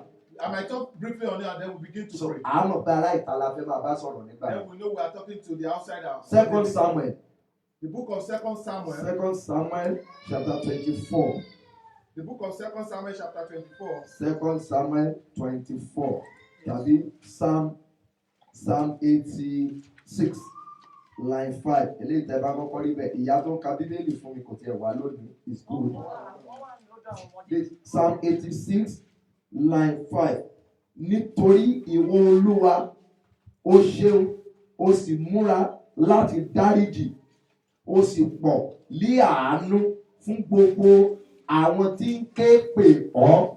That is, God made up his Ta ló rí mind lórí to have òyìnbó tó mercy. lè kà á? Ẹ ti ń wá Psalm 86 line 5. You willingly, praise God, you willingly forgive, and Nítorí your love is ìwọ Olúwa always, ó and your ṣeun. love is always there Mm, for those who pray for you, Mm. pray to you. Ìwọ Olúwa ó pọ̀ ní àánú fún Willingly. gbogbo àwọn tí ké pè ọ́. Yẹn ni pé tí gbogbo wa ibà pe Ọlọ́run, That is, if every one of us Ọlọ́run call yẹn upon pọ̀ God, láàánú that God is filled with that láti mercy dá yín lọ, and is ready to answer láti dá ìdí náà lọ. and to answer you and I. Ṣùgbọ́n báwo lẹ ṣe ń ké pè? But how have you been calling upon Tí Him? àwọn nǹkan márùn-ún tí mo sọ yìí tó bá ń jẹyọ nínú ayé yín tẹ bá ń pè bí If ìgbà all tẹ́ ti these ṣe 5 kan. things are coming up in your life and you are calling God, it's like you have Mo not fún ẹ ní ready. nǹkan márùn-ún tẹ́ ẹ gbọ́dọ̀ gbàgbé. I've given you 5 things that you should not forget Ẹ about. dìde dúró lórí ẹsẹ̀ yìí. Stand up on your feet. Mo fẹ́ kẹ́ ẹ gbàdúrà. I want you to pray. Mo ti parí nìyẹn o. I've finished. Aago mẹ́jọ náà ní ká parí. 8 o'clock that we should finish. Mẹ́jọ yẹn dẹ̀ ti kù ìṣẹ́jú méjì. It's about 2 minutes Mo to, dẹ̀ máa pe àdúrà yẹn láàrin ìṣẹ́jú méjì. and I'm going to call those prayers in those 2 Tó bá minutes. dọ̀là tí revival wá bẹ̀rẹ̀ gangan. When the revival starts tomorrow, Màá mọ yanjú ọ̀rọ̀ ara wa. then we'll finish our. Ẹ gbé ọwọ́ ọ̀tún sókè. Raise your right hand up. Jẹ́ kí ìgbésẹ̀ kó ju tẹni tó Let lé your jù. voice be the loudest person beside person. Olúwa wo ìpele ayé mi lónìí. Oh Lord, look at the foundation of my life today. Àṣìṣe tí mo ṣe tó tilẹ̀kùn àánú ibi tó ga lónìí. The mistake I have made that have blocked the greatness of heaven upon my Olúwa life. kọ̀rẹ́ẹ̀tì ẹ̀rọ mi lónìí. Oh Lord, correct my mistake today. Olúwa ṣàánú fún mi lónìí. Oh Lord, have mercy upon me. Mi ò fẹ́ kẹ́ gbàdúrà yẹn ṣeré o. I don't want to go with your prayer. I don't want to go with your prayer.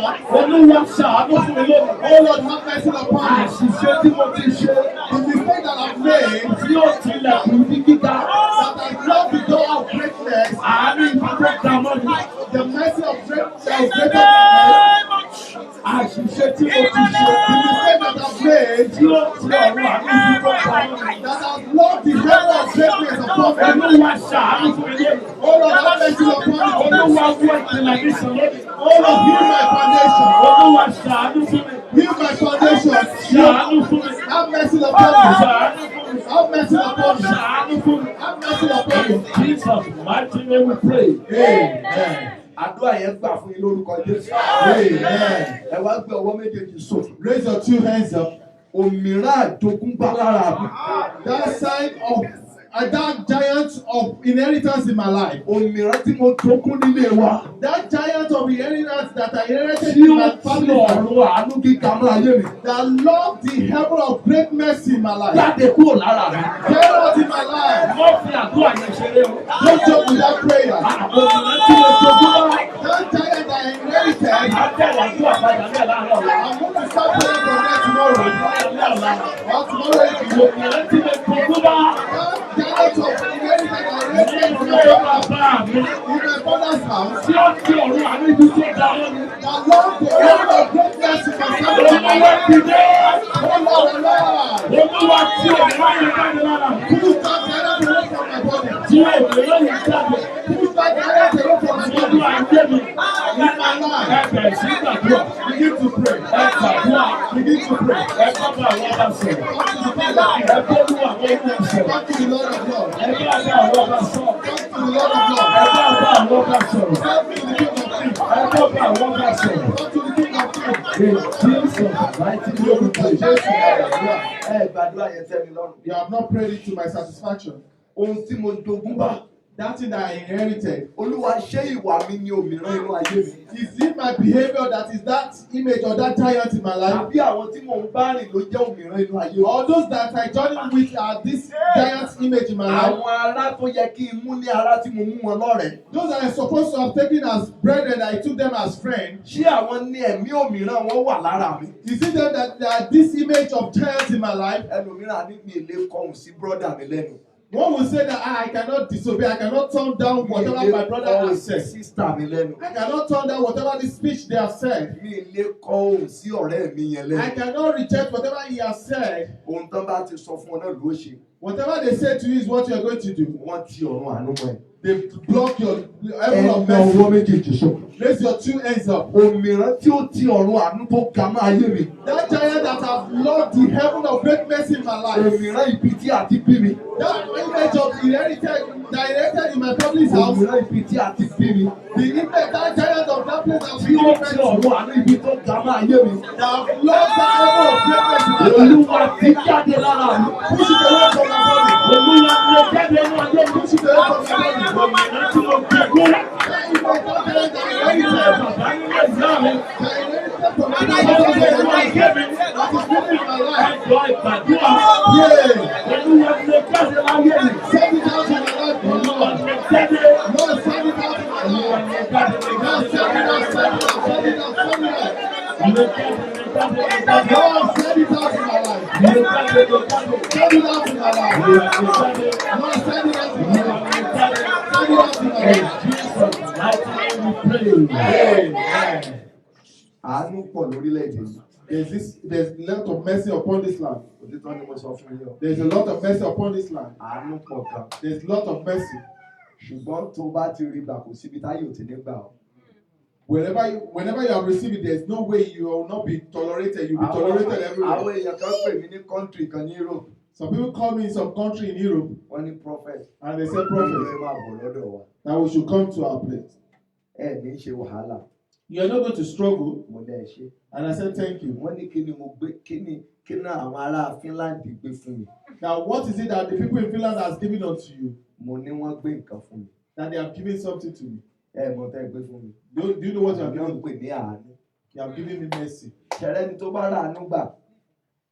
Ẹni tó bá ti rà àánú gbà. Whoever has received mercy, Ó ti rohun gbogbo. they have received everything. Àánú tí ò tí ì ṣiṣẹ́ lára rẹ̀ làwọn èèyàn ò ṣe nídìí ẹ̀.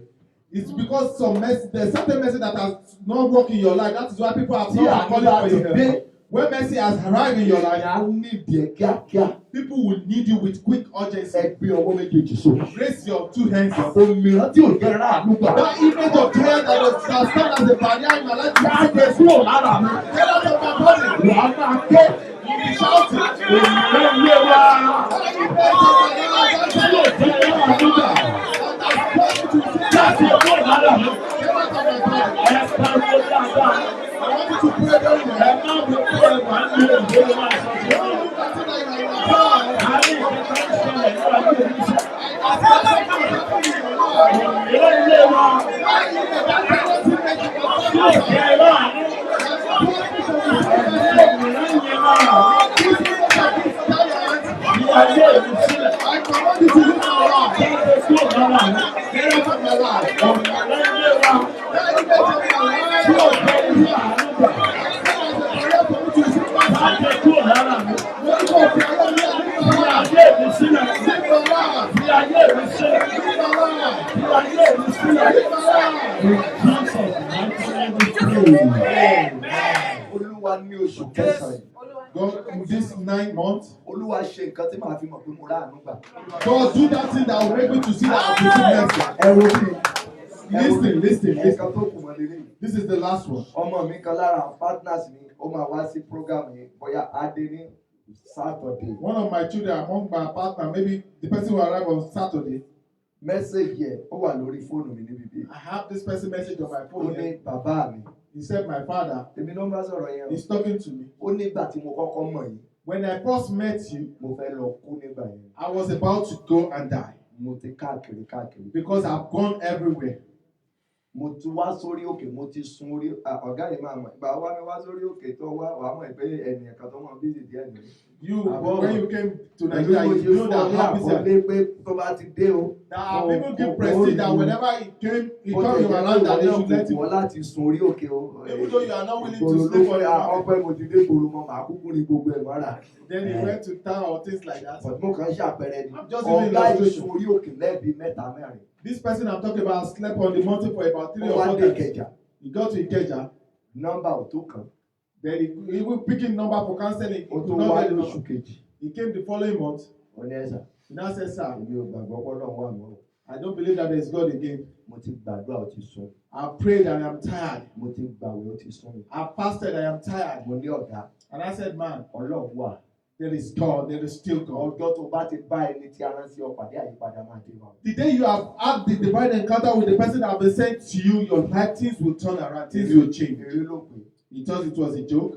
Mo ní 1,000 sọ́wọ́. I had 1,000 notes in my hand, if I remember correctly. last owó tí mo ní nìyẹn. I think it was the last money he had Mo at wá that fún un point. lọ́jọ́ yẹn. And I gave it to him that Mo day. lọ tilẹ̀kùn mọ́rí fún 24 hours. Go and lock up yourself for 24 hours Wá béèrè fún àánú tó ga. and begin to ask for great mercy. Nígbà yẹn lọ́hùn, Then ó ń ké he was crying, àṣẹ oníṣẹ́ gidi dání.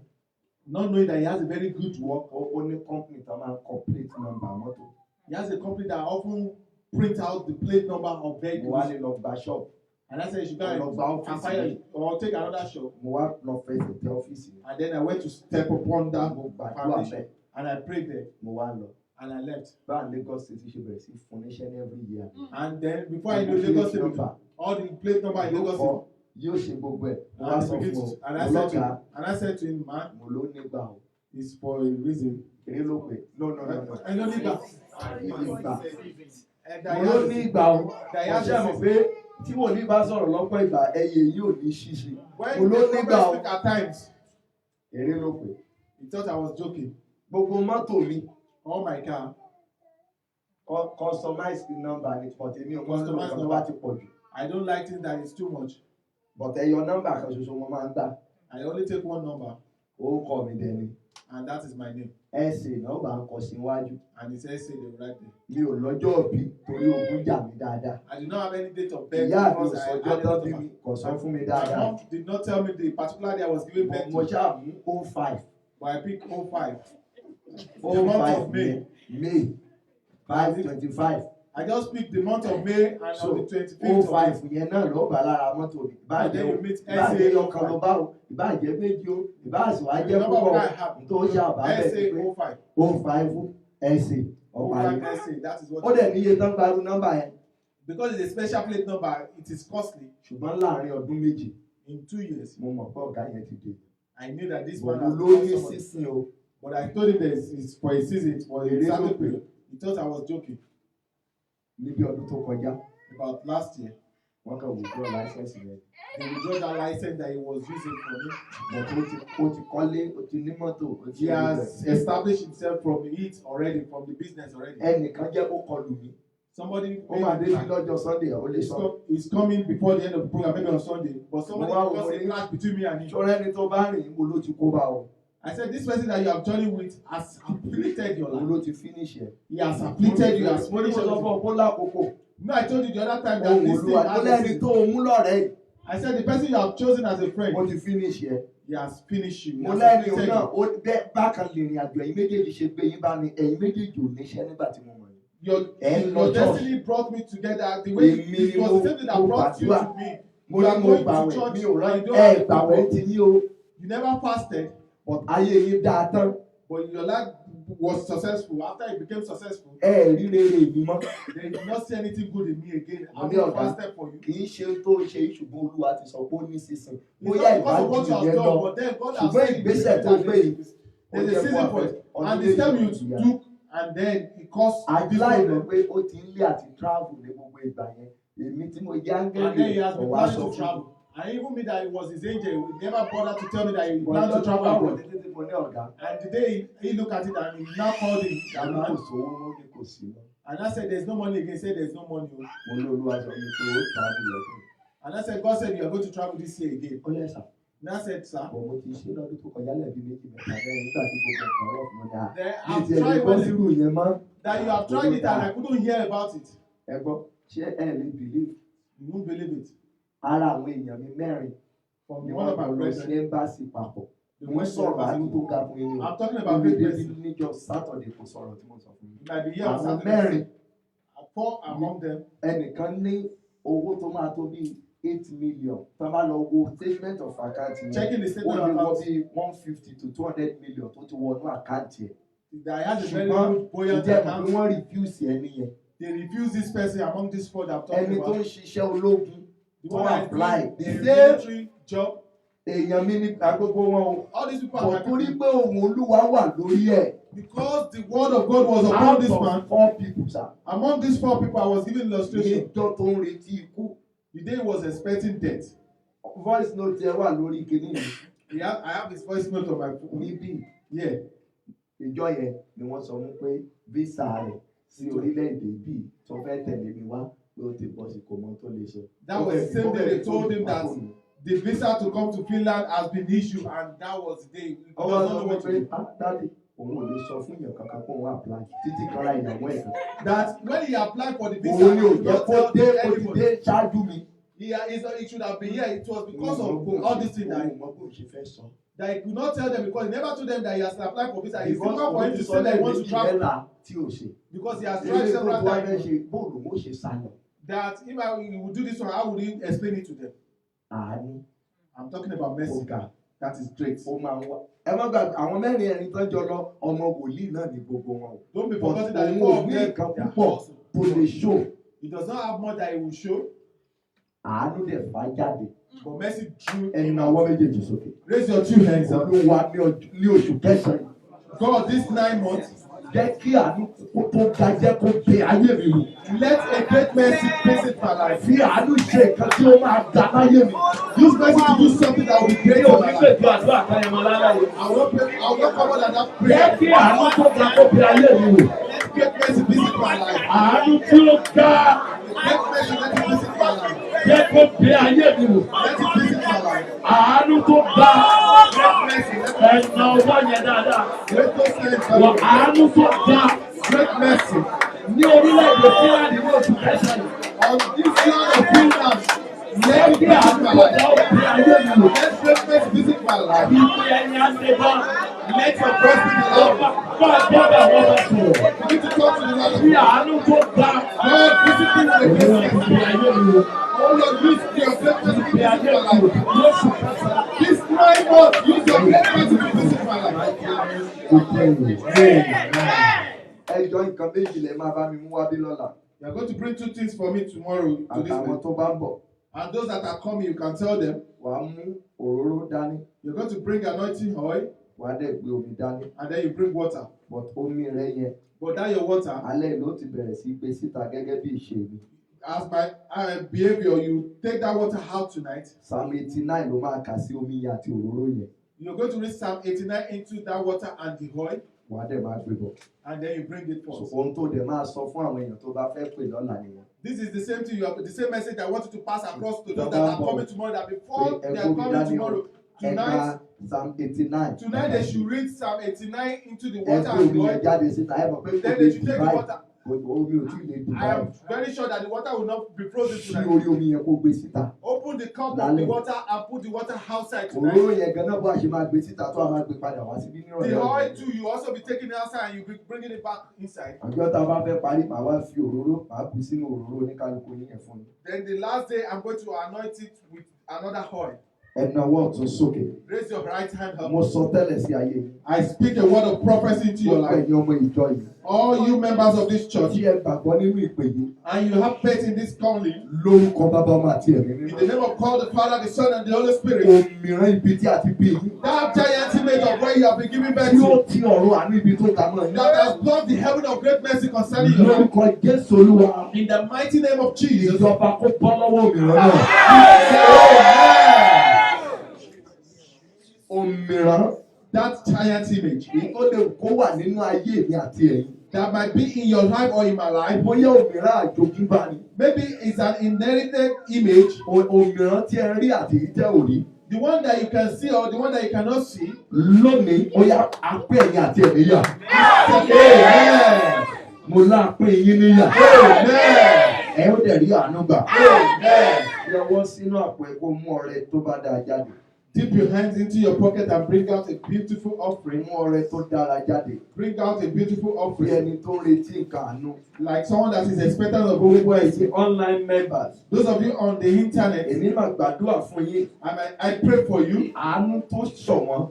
Mercy that is uncommon mercy. Ọlọ́run aláàánú tó máa ń fa àánú bí ayé èèyàn wò. God of mercy that often visit people's life with mercy. Kó fi àánú wá ayé yín And ká. that you should visit your life with Ẹ ó mercy. dẹ̀ rí àánú lágbà. And you receive Ẹ ó mercy. rojú rere Ọlọ́run. You receive favor from Ó God. ayé èèyàn wọ̀nyí kẹ́ ẹ rí àánú lágbà. Amen. Kẹ́ ẹ rí ojú rere Ọlọ́run. Amen. Offering yín Olúwa kó yà sí mímọ́. Amen. Ẹ ó dẹ̀ rí ìrànlọ́wọ́. Amen. Yes, Olúwa wa. Amen. Thank you. God bless you. Psalm 89. Sí omi yíyan. Don't be forgotten, you should read Psalm 89 to that water and you should take it outside tonight. Amen. I'm serving the God of miracles. I know, yes, I know. I'm serving the God of miracles. I know, yes, I know. Hallelujah. Oh, come on. God of miracles. Serving the God of miracles. Yes, I know. I know. I know.